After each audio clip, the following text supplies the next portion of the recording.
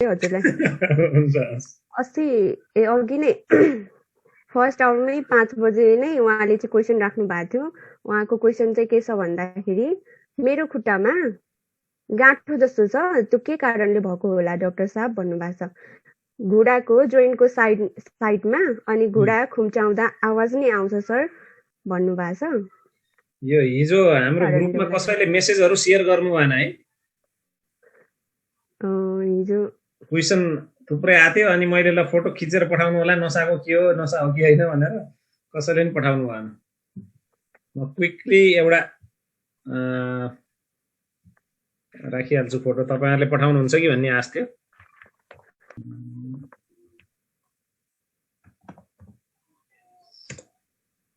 खुट्टाको घुँडाको जोइन्टको साइडमा खुट्टाको गाँठो जस्तो छ, के जस्तो छ? के कारणले भएको होला भन्दै हुनुहुन्छ।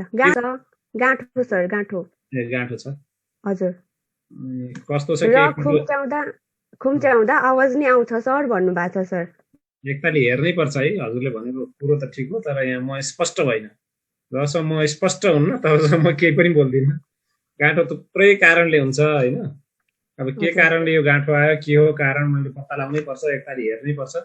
अब तपाईले ग्रुपमा हुन्छ भने ग्रुपमै फोटो पठाउन नि सक्नुहुन्छ, ग्रुपमा छैन भने तपाईले प्राइभेटली फोटो पठाउन नि सक्नुहुन्छ। त्यो हेरेर त्यसपछि के गर्नुपर्छ, प्रायसो गाँठागुठीलाई चाहिँ मैले अल्ट्रासाउन्ड गर्न लगाउँछु। आजभोलि मस्कुलो स्केलेटल अल्ट्रासाउन्ड, मासुको जोर्नीहरूको अल्ट्रासाउन्ड गर्न मिल्छ। पहिला जस्तो महँगो एमआरआई सिटी स्क्यानै गर्नुपर्छ भन्ने छैन। अनि यो गाँठो भित्र के चिज छ, त्यसमा पानी जम्या हो कि सोलिड चिज हो कि कुनै ट्युमर हो कि हड्डी हो कि, त्यो चाहिँ मैले पत्ता लगाउनु पर्छ। पत्ता लगाइसकेपछि त्यसपछि के गर्ने म भन्छु। फोटो सोटो छ भने पठाउनु। हजुर, अर्को क्वेसन आएको छ। नमस्कार सर, मेरो भाइलाई एकदम खोकी लागेछ अनि ज्वरो आएको छ, घरमा बसेर के दिन सकिन्छ होला, हस्पिटलको मेडिसिन भन्दै हुनुहुन्छ सर। घरमै बसेर चाहिँ हस्पिटलको मेडिसिनहरू चाहिँ कुन चाहिँ दिन सकिएला भन्दै हुनुहुन्छ। अब ज्वरो र खोकी अहिलेको अवस्थामा भन्ने बित्तिकै खतराको सिग्नल भयो, कोरोना भएको हो कि भन्ने पनि सिग्नल भयो। यदि त्योसँग रुगा छ भने कोरोनाले रुगा चाहिँ लगाउँदैन, खोकी बढी लगाउँछ, रुगा खासै लाग्दैन कोरोनामा। यदि रुगा छ, पुरै शरीर दुख्छ भने भाइरल पनि हुनसक्छ। खोकी र ज्वरो लाग्छ, गन्ध आउँदैन भने कोरोना हुनसक्छ। के भएको हो पत्ता लगाम। अब यदि रुगा खोकी ज्वरो छ भने जडीबुटी जति इफेक्टिभ केही पनि हुँदैन दुनियाँमा। अब हुन त तपाईले एलोपेथी औषधि खान चाहनुहुन्छ भने इन्फेक्सनै हो भने मात्रै एजिथ्रोमाइसिन खान सक्नुहुन्छ। इन्फेक्सन होइन भने एन्टिबायोटिक खाएर केही फाइदा छैन, जडीबुटीकै प्रयोग गर्ने। अहिले सबैभन्दा प्रचलनमा गुर्जो छ है, गुर्जोको लहरो यत्रो टुक्रा थिच्ने, पानीमा उमाल्ने, बिहान बेलुका खाने।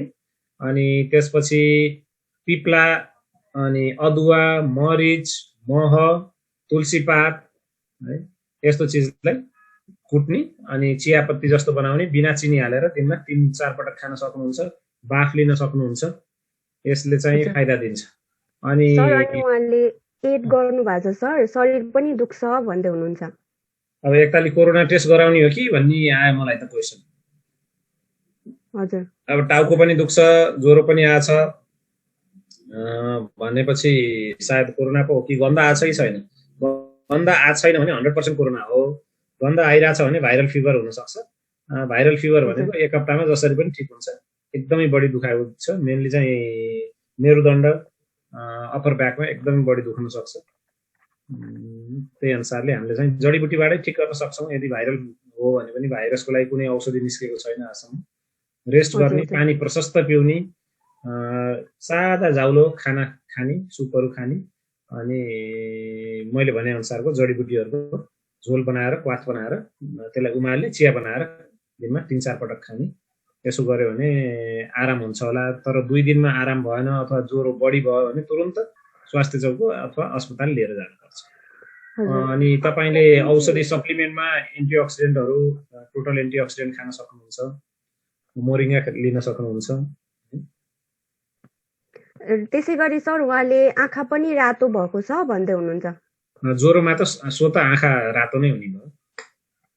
गन्ध आउँछ कि आउँदैन त्यो ठुलो कुरो। यदि गन्ध आउँदैन भने कोरोना हुन सक्ने उच्च सम्भावना भयो है। हजुर। र अर्को क्वेसनमा जाउँ सर। सर लेफ्ट साइडमा ब्रेनको अपरेसन गर्दा राइट साइडको खुट्टा हात अङ्ग काम गर्दैन भन्नुभएको हो कि सरले? गर्दैन किन होला भन्दै हुनुहुन्छ। अपरेसन गर्दा केही गल्ती भयो भने पनि त्यस्तो हुनसक्छ। अपरेसन जे चिजको लागि गरियो त्यो रिजल्ट पक्कै नआएर पनि त्यस्तो हुनसक्छ। अपरेसन ढिलो भएर पनि त्यस्तो हुनसक्छ। प्रायःसो यस्तो अपरेसन चाहिँ एन्युरिजम, हामी अहिले जाँदैछौँ त्यसमा स्टडी गर्न है। त्यसमा म राम्रै बताउँछु किन त्यसरी हुन्छ। अब दायाँ साइडको ब्रेनको भाग चाहिँ यहाँ आएर क्रस हुन्छ र बायाँ साइडमा जान्छ। बायाँ साइडको चाहिँ दायाँ साइडमा जाने हुनाले जतातिर अपरेसन गर्यो अथवा जतातिर हानि भयो त्यसको अपोजिट साइड चाहिँ प्यारालाइसिस हुन्छ। हजुर सर अर्को क्वेसन रहेको छ। सर मेरो लिङ्गको राइट साइड एक्सरे गर्दा नसा सुनिएको छ, यसको कारण के होला भन्दै हुनुहुन्छ। मलाई त्यो भिडियो एक्सरे भन्नुभएको त होला नि, त्यो भिडियो एक्सरेको मलाई रिपोर्टहरू पठाइदिनुहोस् अनि त्यसपछि के गर्नुपर्छ, कुन किसिमको टेस्ट गर्नुपर्छ, के औषधि खानुपर्छ अथवा कसैलाई भेट्नुपर्छ म भनिदिन्छु। हजुर र नेक्स्ट क्वेसन रहेको छ। सर खुट्टाको लेफ्ट साइडमा प्यारालाइसिस भएको 3 इयर्स भएको छ, त्यसको लागि कुन कुन प्रडक्टहरू युज गर्दा हुन्छ भन्दै हुनुहुन्छ सर। त्यसमा आज हामी जाँदैछौँ। अब ठ्याक्कै यसैको लागि भनेर प्रडक्ट छैन। अब पहिला त कारण पत्ता लगाउनु पर्यो। कति ठिक हुँदै नहुने खाले प्यारालाइसिस पनि हुन्छन्, कतिपय चाहिँ पुरै ठिक हुन्छन्। कुन खाले प्यारालाइसिस हो, त्यो कुन चाहिँ कारणले हो, कहाँ नसालाई असर भएको छ, दिमागमा नसालाई असर भएको हो कि कम्मरतिर असर भएको हो कि कुनै ट्युमर पो पलायो हो कि, यस्तो चिज पत्ता लगाउनु जरुरी हुन्छ। पत्ता लगायो भने कहाँनिर, अब कम्मरमा नसा च्याप्पे छ भने प्यारालाइसिस पनि प्रायः ठिक भएको मैले पाएको छु है। झन्डै 60-70% प्यारालाइसिसहरू नसा च्यापेर ठिक हुन्छ। अब तर दिमागमै असर परेको छ भने ठिक हुने सम्भावना अझै घट्दै जान्छ।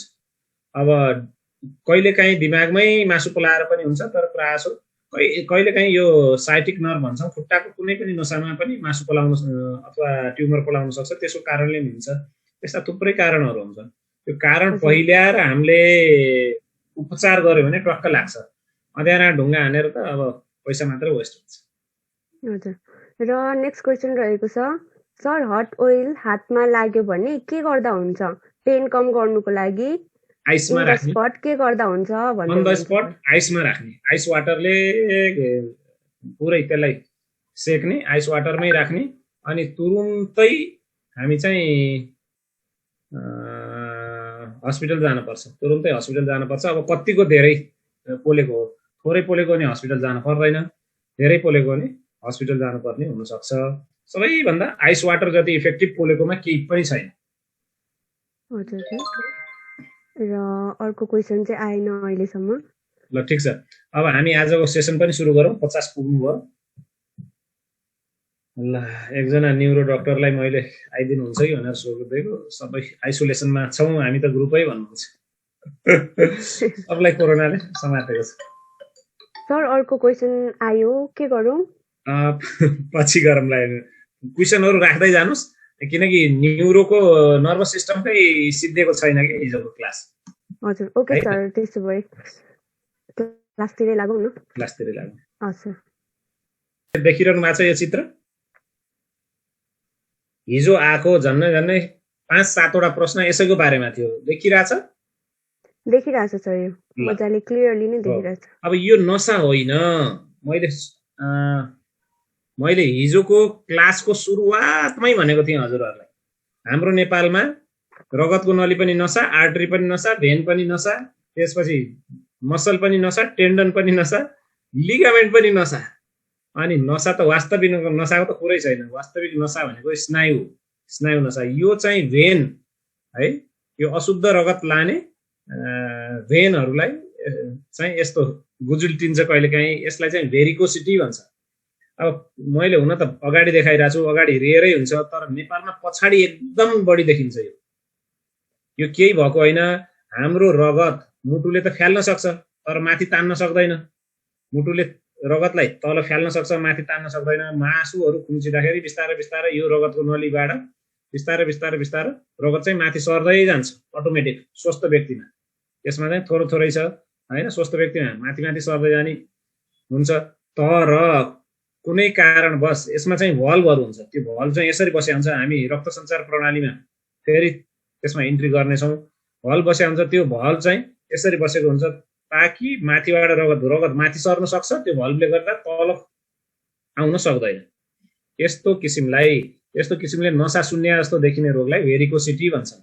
यो चाहिँ भेन अशुद्ध रगत लाने रगतका नलीहरूको समस्या हो। यो कुनै नसाको समस्या होइन। नसा भन्नाले स्नायु नसाको समस्या होइन। यसले प्यारालाइसिस गर्दैन, केही गर्दैन। यो भेनहरूको सबैभन्दा यो यस्तो भेरिकोसिटी तपाईँले कसैले देख्नु भने तुरुन्त EVLA भन्ने लेजर एब्लेटिभ सर्जरी पाइन्छ। सानो पाल पारेर त्यहाँबाट एउटा पाइप छिरायो अनि पाइप निकाल्दाखेरि सबै जलिसकेको हुन्छ, टेप लाएर घर जान सकिन्छ। साधारण अपरेसन हो। एकदमै कम्प्लिकेटेड छ भने कहिलेकाहीँ चिर्न पर्छ, होइन भने यो माइनर सर्जरी हो। एउटा सानो पाल पारेर यो डे सर्जरी, डे केयरमै हुन्छ। बिहान आयो भने दिउँसै घर जान सकिन्छ। त्यस किसिमले पुरै जलाउन सकिन्छ। यसलाई जलाएको 24 घण्टा 48 घण्टाभित्रै शरीरले फेरि स्वस्थ रगतको नली बनाउने भएकोले यो जलाउँदैमा फ्याल्दैमा केही डराउनु पर्दैन। तर पहिला जुन चाहिँ अपरेसन गरिन्थ्यो, यसलाई चिरेर यसलाई लछारेर निकाल्ने र घाउ बनाएर अपरेसन गरिन्थ्यो, त्यसको अहिले लेजर सर्जरी आएपछि त्यसको जरुरत चाहिँ पर्दैन। साधारण सर्जरीले यो सधैँलाई ठिक हुन्छ, कुनै सप्लिमेन्ट खान पर्दैन, केही गर्नु पर्दैन। तर अपरेसन पछि vitamin A, E, B complex, moringa, antioxidant खान चाहिँ सक्नुहुन्छ हजुरहरूले। भिटामिनहरूले चाहिँ यसलाई फेरि आउन दिँदैन। मेनली भिटामिन A र E, B कम्प्लेक्स एकदमै प्रभावकारी पाइएको छ ताकि फेरि नआओस्।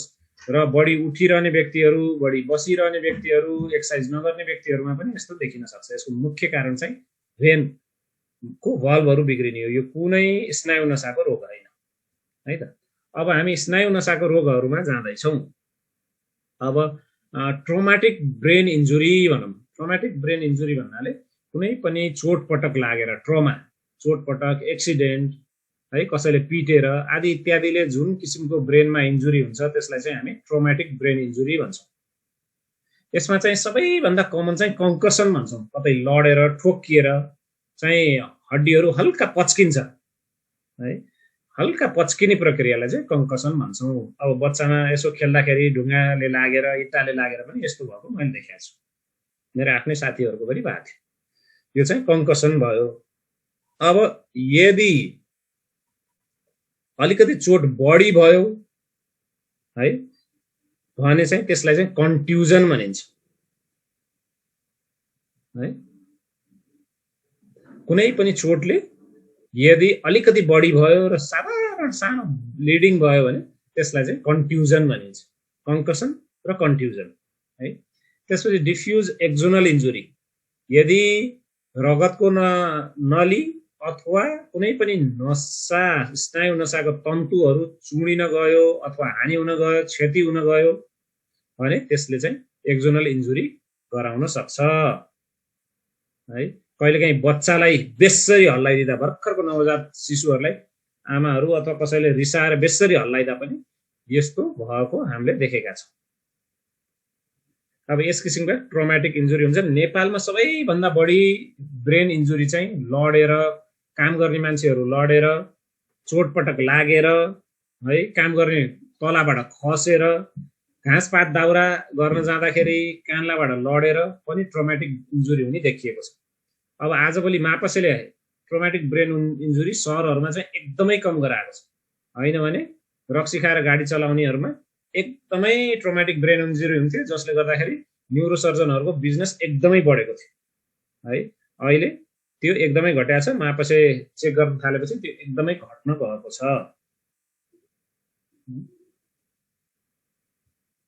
अब कहिलेकाहीँ चाहिँ कोप काउन्टर कोप इन्जुरी भन्छौँ हामीले। चाहिँ एकातिर चोट लाग्यो तर अर्कोतिर हानि हुन गयो है। दायाँतिर बेसरी चोट लागेको थियो, बायाँतिर चाहिँ हानि हुन गयो, त्यस्तो पनि हुनसक्छ। तर ट्रोमाटिक ब्रेन इन्जुरीको सबैभन्दा लक्षण के हो है? मान्छे ढल्नु, बेहोस हुनु, आँखा नखोल्नु अथवा आँखा खोलेको अवस्था नै कन्फ्युजन हुनु, ढलमल हुनु, कुनै पनि वस्तु 2टा 4वटा देखिनु अथवा नदेखिनु, थुप्रै जुन चाहिँ जसरी हामीले नर्मली देखिन्थ्यो त्यस्तो नदेखिनु, यस्तो प्रब्लम देखिने बित्तिकै तुरुन्तै नजिकैको न्युरो अस्पताल छ भने, हैन भने राम्रो अस्पतालमा दौडाइहाल्नुपर्छ। जहाँ सिटी स्क्यान एमआरआई छ त्यस्तो अस्पतालमा दौडाउँदा अझै राम्रो केयर र सायद अझै राम्ररी बचाउन सकिएला। अब हाम्रो देशमा एकदमै व्याप्त र हिजो थुप्रै प्रश्नहरू आएको स्ट्रोक है, प्यारालाइसिस, स्ट्रोकले गर्दाखेरि प्यारालाइसिस हुन्छ। यो स्ट्रोकको बारेमा बुझौँ। स्ट्रोकलाई ब्रेन एट्याक पनि भनिन्छ। जसरी हार्ट एट्याक भयो, मुटुको कुनै पनि मांसपेशीले रक्त सञ्चार राम्ररी हुन पाएन त्यो मांसपेशीमा भने हार्ट एट्याक हुन्छ। त्यस्तै ब्रेनको कुनै पनि टिस्युले राम्ररी रक्त सञ्चार पाएन भने त्यसलाई चाहिँ ब्रेन एट्याक अर्थात् स्ट्रोक, मस्तिष्कघात भनेर हामीले बुझ्छौँ। मस्तिष्कघात खतरनाक अवस्था हो, एकदमै खतरनाक अवस्था हो, हामीले बुझौँ। अनि third leading cause of death in adults भन्छ। स्ट्रोक त्यतिसम्म खतरनाक हो। यो एउटा सेरेब्रोभास्कुलर एक्सिडेन्ट भन्छौँ। सेरेब्रो भन्नाले ब्रेन, भास्कुलर भन्नाले रगतको नली, एक्सिडेन्ट भन्नाले हानि भएको, क्षति भएको, त्यो क्षतिका कारण यस्तो हुन्छ। अब मुख्य कारण स्ट्रोकको के हो त? कुनै पनि ब्रेनको भागले रगत पाएन। कुनै पनि ब्रेनको भागले रगत नपाएपछि त्यसलाई चाहिँ त्यो ब्रेनको भाग मर्न सक्छ अथवा क्षति हुन सक्छ है, अथवा प्रेसर हुन सक्छ। तीनटै कुरो हुन सक्छ। कहिलेकाहीँ तीनटै कुरो एकैपटक हुन पनि सक्छ। त्यो हुँदाखेरि त्यो ब्रेनको भागले कता कन्ट्रोल गरेको थियो त्यो भाग प्यारालाइसिस हुन सक्छ। यसलाई चाहिँ हामी स्ट्रोक अर्थात् मस्तिष्कघातले बुझ्छौँ। सबैभन्दा कमन स्ट्रोक भनेको इस्केमिक स्ट्रोक हो। तर पहिला हामी हेमोरेजिक स्ट्रोकतिर जाउँ। ब्लिडिङ भयो रे, त्यसको टाउको भित्र ब्लिडिङ भयो र त्यही भएर पक्षघात भएछ, एक साइड प्यारालाइसिस भएछ है भनेर तपाईले थुप्रै व्यक्तिहरू सुन्नुहुन्छ। त्यो के हो त भन्दा हेमोरेजिक भनेको टाउको भित्र ब्रेन भित्र जाने सप्लाई गर्ने रगतको नली फुट्नु अथवा ब्लिडिङ हुनु। यो 2-3 वटा प्रकारको हुन्छ। सबैभन्दा कमन त साधारण प्रेसर सुगरले रक्तनलीमा ल्याउने परिवर्तनले गर्दाखेरि ब्लिडिङ हुने हो। तर एन्युरिजम पनि अर्को कमन हो। एन्युरिजम भन्नाले कुनै पनि मोडिएको भागमा रगतको नलीमा चाहिँ एउटा बेलुन जस्तो भाग पैदा हुन्छ र कुनै पनि कारण प्रेसर आदि बढ्दाखेरि यो बेलुन फुलेर फुट्न सक्छ, जसको कारण ब्लिडिङ हुन्छ। यसलाई चाहिँ एन्युरिजम भनिन्छ। कहिलेकाहीँ जन्मजात पनि एन्युरिजम लिएर हामी जन्मेका हुन्छौँ। यस्तो भयो भने यसलाई अपरेसन गरेर क्लिप लगाएर यसलाई चाहिँ टाल्नु पर्छ। यो नफुट्दै टालियो भने ठुलो क्षति हुनबाट हामी बच्न सक्छौँ। अघि भर्खर एकजना महानुभावले प्रश्न राख्नु भएको थियो, दायाँ साइडको अपरेसन गरेको, देब्रे साइड पुरै प्यारालाइज भयो, अब के गरौँ भनेर। अब हुन त मलाई रिपोर्ट सबै चाहिन्छ। कहिलेकाहीँ यस्तो एन्युरिजम अपरेसन गर्नुभन्दा अगाडि नै फुटिसकेको हुन्छ। त्यस्तो हानिले पो हो कि अपरेसन बिग्रेर पो हो कि त्यो सबै मैले पत्ता लगाउन पर्ने हुन्छ। त्यस्तै यो यसरी ब्लिडिङ भएर जुन किसिमको स्ट्रोक हुन्छ त्यसलाई चाहिँ हेमोरेजिक स्ट्रोकको नामले हामी बुझ्ने गर्छौँ। ब्रेन भित्रको कुनै पनि भागको सानो रगतको नली फुटेर यस्तो हुने गर्छ। अब यो एउटा एन्युरिजम भयो। दोस्रो के हुन्छ भन्दाखेरि एन्युरिजम भन्नाले बेलुन जस्तो भाग थियो त्यो चाहिँ फुट्यो है। कहिलेकाहीँ जस्तै रक्सी, चुरोट, माछा मासु बढी खाने, चिल्लो चाप्लो बढी खाने, बिस्कुट, चाउचाउ, पाउरोटी, दुनोट जस्ता जङ्क फुड, चिनी हालेका चिजहरू बढी खाने है, यी व्यक्तिहरूमा स्वतः पछि गएर स्ट्रोक हुने सम्भावना हुन्छ। किनकि रगतको नलीभित्र यस्ता चिजहरूका चिल्लोहरू, यो चिल्लोले दुईटा हानि गर्छन्। यो जङ्क फुड, फास्ट फुड र मैले जति खाना भने रक्सी, चुरोट जस्ता धुम्रपान, मद्यपान अनि गुटखा, खैनी आदि खानेको रक्तनलीमाहरूमा चाहिँ ड्यामेज हुन सुरु हुन्छ। रक्तनलीको भित्री भाग चाहिँ ड्यामेज हुन सुरु हुन्छ, जसलाई चाहिँ हामी इन्डोथेलियल लेयर भन्छौँ। भित्री भाग है रगतको नलीको त्यो चाहिँ ड्यामेज हुन सुरु हुन्छ।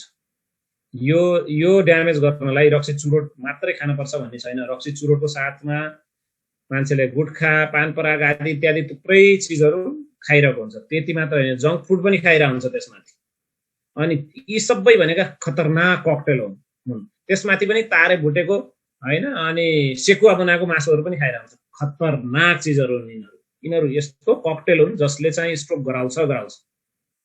बिस्कुट चाउचाउ पाउरोटी खानेलाई त स्ट्रोक हुन्छ भनेर मैले तर्साउने गर्छु, किनकि यो जङ्क फुडमा यस्ता खाले चिल्लो पदार्थ हुन्छन् जसले चाहिँ र यस्ता केमिकल हुन्छन् जसले चाहिँ इन्डोथेलियल लेयर रगतको भित्री नली चाहिँ ड्यामेज गर्दै जान्छ। जब रगतको भित्री नलीको भित्री भाग ड्यामेज हुन्छ त्यो कमजोर हुँदै जान्छ, त्यसमाथि चिल्लो पदार्थ त्यहाँ जम्दै जान्छ, त्यसमाथि यसले प्रेसर आदि इत्यादि बढाउने काम पनि गर्छ।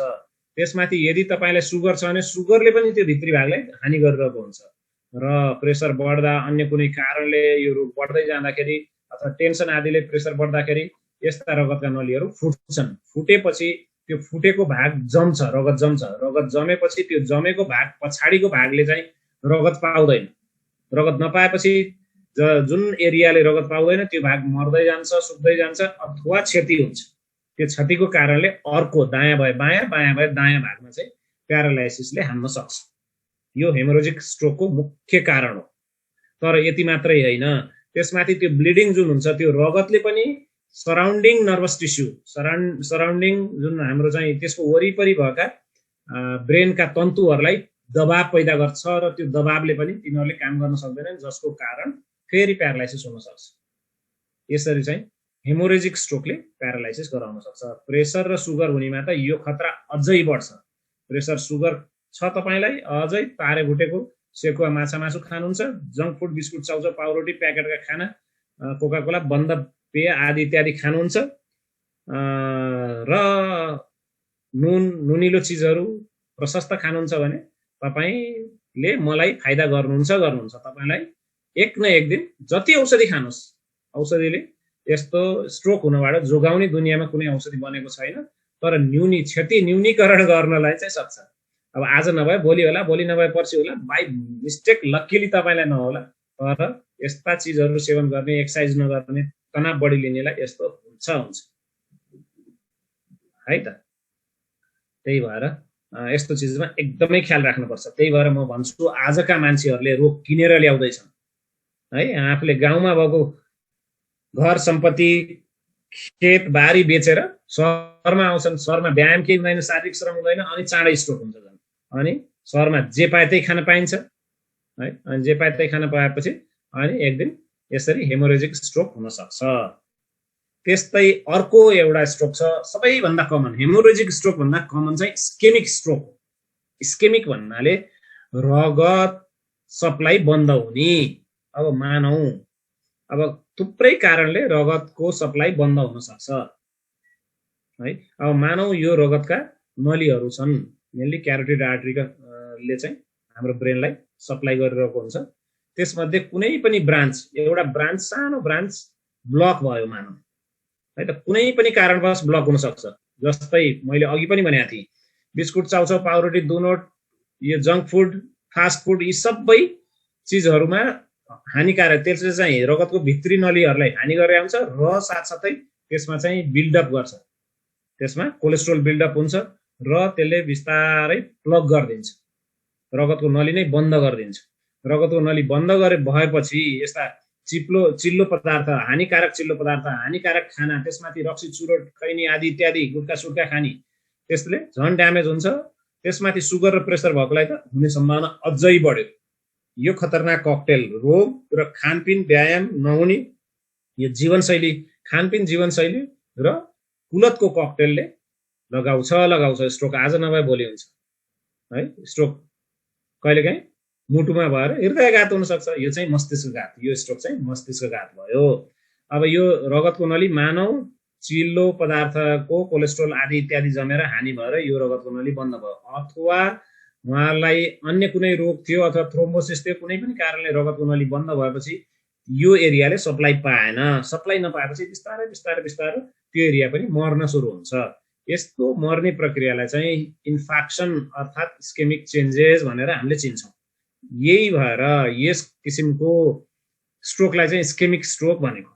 ब्लक भएर जाने, रगतको नली ब्लक भएको, अघि हेमोरेजिकमा फुटेको, रगत निस्केको होइन, ब्लिडिङ भएको भने यसमा ब्लिडिङ भएको हुँदैन है। अब यसका थुप्रै कारण हुन्छन्। कारण एउटा त चिल्लोहरू जुन मैले भनेको थिएँ त्यसरी जमेर, दोस्रो रगतको नलीको भित्री भाग ड्यामेज भएर, तेस्रो चाहिँ यस्तै अन्य ठाउँबाट चाहिँ कुनै पनि थ्रोम्बस डिस्लोज भएर यहाँ आएर ब्लक गर्न सक्छ। कहिलेकाहीँ जन्मजातै हामी रगतका नलीहरू डिफेक्टेड लिएर जन्मिया हुन्छौँ, त्यस्तोमा यो हुने सम्भावना झन् बढ्यो है त। यस्ता कारणले यो हुन सक्छ। अब कहिलेकाहीँ यो टेन्सन अनि सुगर प्रेसरका रोगीहरूमा रगतको नली साँगुरिँदै पनि जान सक्छ, त्यो कारणले पनि यस्तो हुन्छ है। अनि यो कारणले ब्रेनको एउटा भाग मर्छ र त्यसको अपोजिट भाग हात या खुट्टा या हात मात्रै या खुट्टा मात्रै प्यारालाइसिस हुन सक्छ। कुन एरिया हानेको छ हामीले हिजो हेर्यौं, कुन एरिया हान्दा कहाँ जान सक्छ भनेर, त्यही अनुसारले अर्को भाग क्रस भएर जाने हुनाले नसा अर्को भाग चाहिँ हाम्रो चाहिँ प्यारालाइसिस हुन सक्छ। यो इस्केमिक स्ट्रोक सबैभन्दा नेपालमा हुने स्ट्रोकको सबैभन्दा ठुलो कारण हो है। अब यसको मुख्य कारण हामीले आर्टेरियोस्क्लेरोसिस भन्छौँ, आर्थेरोस्क्लेरोसिस पनि भन्छौँ।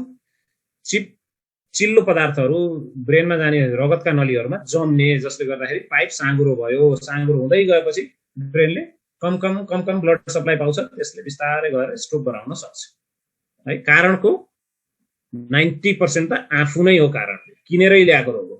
मस्तसँग खानुस् है। आफ्नो एकदमै राम्रो विलक्षण प्रतिभा भएको ब्रेनलाई लाटो बनाउन धुम्रपान मद्यपान युज गर्नुस्, खानै नहुने अखाद्य चिजहरू खानुस्, मलाई फाइदा गर्नुस्। यसैको निम्ति हामीहरू जन्मेका हौँ है। कसलाई गर्न फाइदा? डाक्टर सुनिललाई फाइदा गर्न निम्ति हामी जन्मेका हौँ। मोज गर्नुस्, मलाई फाइदा गर्नुस्।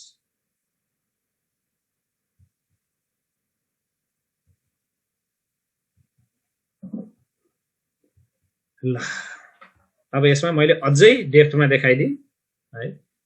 यहाँ भित्र काट्दाखेरि तपाईले देख्न सक्नुहुन्छ डिजिज क्यारोटिड आर्टरी छ, जसले गर्दाखेरि क्लटिङ भएर पनि जान सक्छ, क्लट ब्रेक भएर अर्को ठाउँमा जान सक्छ भने कहिलेकाहीँ त्यही आर्थेरोस्क्लेरोसिस आर्टेरियोस्क्लेरोसिसले पनि भन्नाले जसरी हाम्रो घरमा आउने पानीको पाइप खिया लागेर बन्द हुन्छ अथवा त्यसमा केही जाम भएर बन्द हुन्छ, त्यसरी नै रगतको नली भित्र खिया लाग्न सुरु हुन्छ र त्यहाँ केही आएर अड्किन्छ, जाम हुन्छ।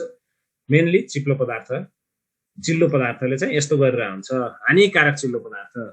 अनि तारे भुटेका खाना, सेकुवा आदि इत्यादि त झन् खतरनाक हुन्छन्। जङ्क फुड, फास्ट फुडलाई चाहिँ मैले कसरी डिस्क्राइब गर्छु भने junk food junk health, fast food fast death. बुझ्नुभयो? जङ्क फुड खायो भने जङ्क हेल्थ बन्छ भने, कामै नलाग्ने स्वास्थ्य बन्छ भने, फास्ट फुड खाएर फास्ट डेथ हुन्छ। एकदमै कसलाई फाइदा? म जस्ता डाक्टरहरूलाई फाइदा। अब अर्को नेपालमा पाइने न्युरोलोजिकल डिसअर्डर डिमेन्सियाहरू हो। डिमेन्सिया भनेको बिर्सिने रोग, थुप्रै कारणवश बिर्सिने रोग हुन्छ। कसैलाई माइनर स्ट्रोकले, साधारण किनकि खानपिन गलतै छ, जङ्क फुड खाइया छ, हल्का कहिलेकाहीँ पार्टीमा यसो रक्सी चुरोट पनि खाइन्छ। त्यस्तै साथीहरू छन् चुरोट खाने, जसले आफूलाई भन्दा बढी हानि अर्कालाई गर्छन्। त्यसले गर्दाखेरि ब्रेनमा चाहिँ सप्लाई घट्दै जान्छ, जसको साधारण स्ट्रोकको कारण पनि, प्यारालाइसिस नभई साधारण स्ट्रोकको कारण पनि यो हुन सक्छ। त्यस्तै हन्टिङटन्स डिजिज, पार्किन्सन डिजिज है, यसको कारण पनि हल्का हुन सक्छ।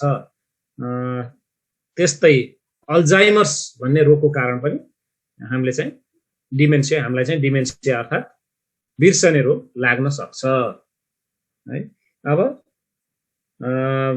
यसमा मुख्य कारण अल्जाइमर्स, त्यसपछि भास्कुलर रगतको नलीहरू साँगुरिँदै जानु, त्यसको कारण, र पार्किन्सन्स डिजिज, हन्टिङटन्स डिजिज, यस्तो कारण पनि डिमेन्सिया अर्थात् सोच्न सक्ने क्षमता कम हुँदै जाने, आफ्नो इन्टेलिजेन्स कम हुँदै जाने र बिर्सिँदै जाने रोगहरू लाग्न सक्छ।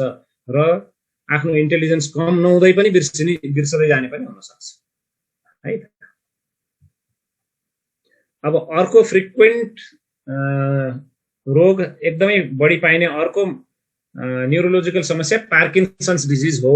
पार्किन्सन भयो त्यसलाई भनेर सुन्नुभएको हुन्छ नि, अनि त्यो बुवा त पार्किन्सन्स भयो भनेर सुन्नुभएको हुन्छ। यो टिपिकल पार्किन्सन बिरामीले हिँड्ने तरिका हेर्नुहोस्, एकदम केयरफुल भएर हल्ली या हात खुट्टा या शरीरको कुनै पनि पार्ट हल्लिएर एकदम कामिरा हुन्छ। यो काम्ने रोग भनौँ, सधैँ कामिरा हुन्छ है। सुत्दाखेरि त त्यति काम्दैन, अन्य बेलामा सधैँ कामिरहेको हुन्छ। यो रोगलाई चाहिँ पार्किन्सन्स डिजिज भनिन्छ है। पार्किन्सन्स डिजिजका थुप्रै कारणहरू छन्। हुन त पार्किन्सन भन्ने वैज्ञानिकले अस्ति भर्खर पत्ता लगाएको है 1817 मा पत्ता लगाएको भन्ने 200 वर्ष त भयो नि 200 वर्ष अनि तर आयुर्वेदाले 7000 वर्ष नै अगाडि यो पत्ता लगाइसकेको रोग हो पार्किन्सन्स रोग अब यसमा के हुन्छ हेरौँ हात खुट्टा काट्न सक्छ है अनि यो मान्छेले लम्केर हिँड्न सक्दैन पार्किन्सन भएकोले बिस्तारै लड्छु कि भनेर सानो सानो सानो सानो सानो सानो स्टेप हामीले एक पाइला हिँड्ने चिजमा उहाँलाई 10-20 पाइला लाग्न सक्छ सानो सानो सानो सानो 2-4 इन्चको स्टेप हिँड्ने हुन सक्छ अनि शरीर अगाडि कुप्रेको हुन्छ है अनि फेसियल एक्सप्रेसन पुरै आउँदैन शरीर कडा कडा हुन्छ अनि हात र खुट्टा दुईटै खुम्चेको हुन्छ यस्तो र कामिरहने तपाईले देख्नु भने पार्किन्सन भएको हुन सक्छ यो चाहिँ आधुनिक जमानाको रोग हो आधुनिक जमानामा अझै बढी यो बढिरहेको छ साथसाथै यस्ता व्यक्तिहरुमा डिप्रेसन र कोग्निटिभ डिक्लाइन पनि हुन सक्छ बुझ्ने सम्झिने क्षमता कम हुँदै जान पनि सक्छ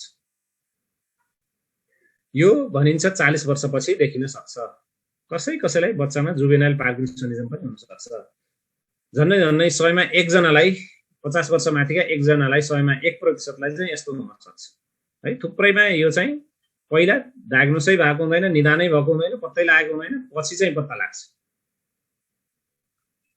अनि पार्किन्सन रोग पुरुषहरुमा बढी देखिन्छ महिला भन्दा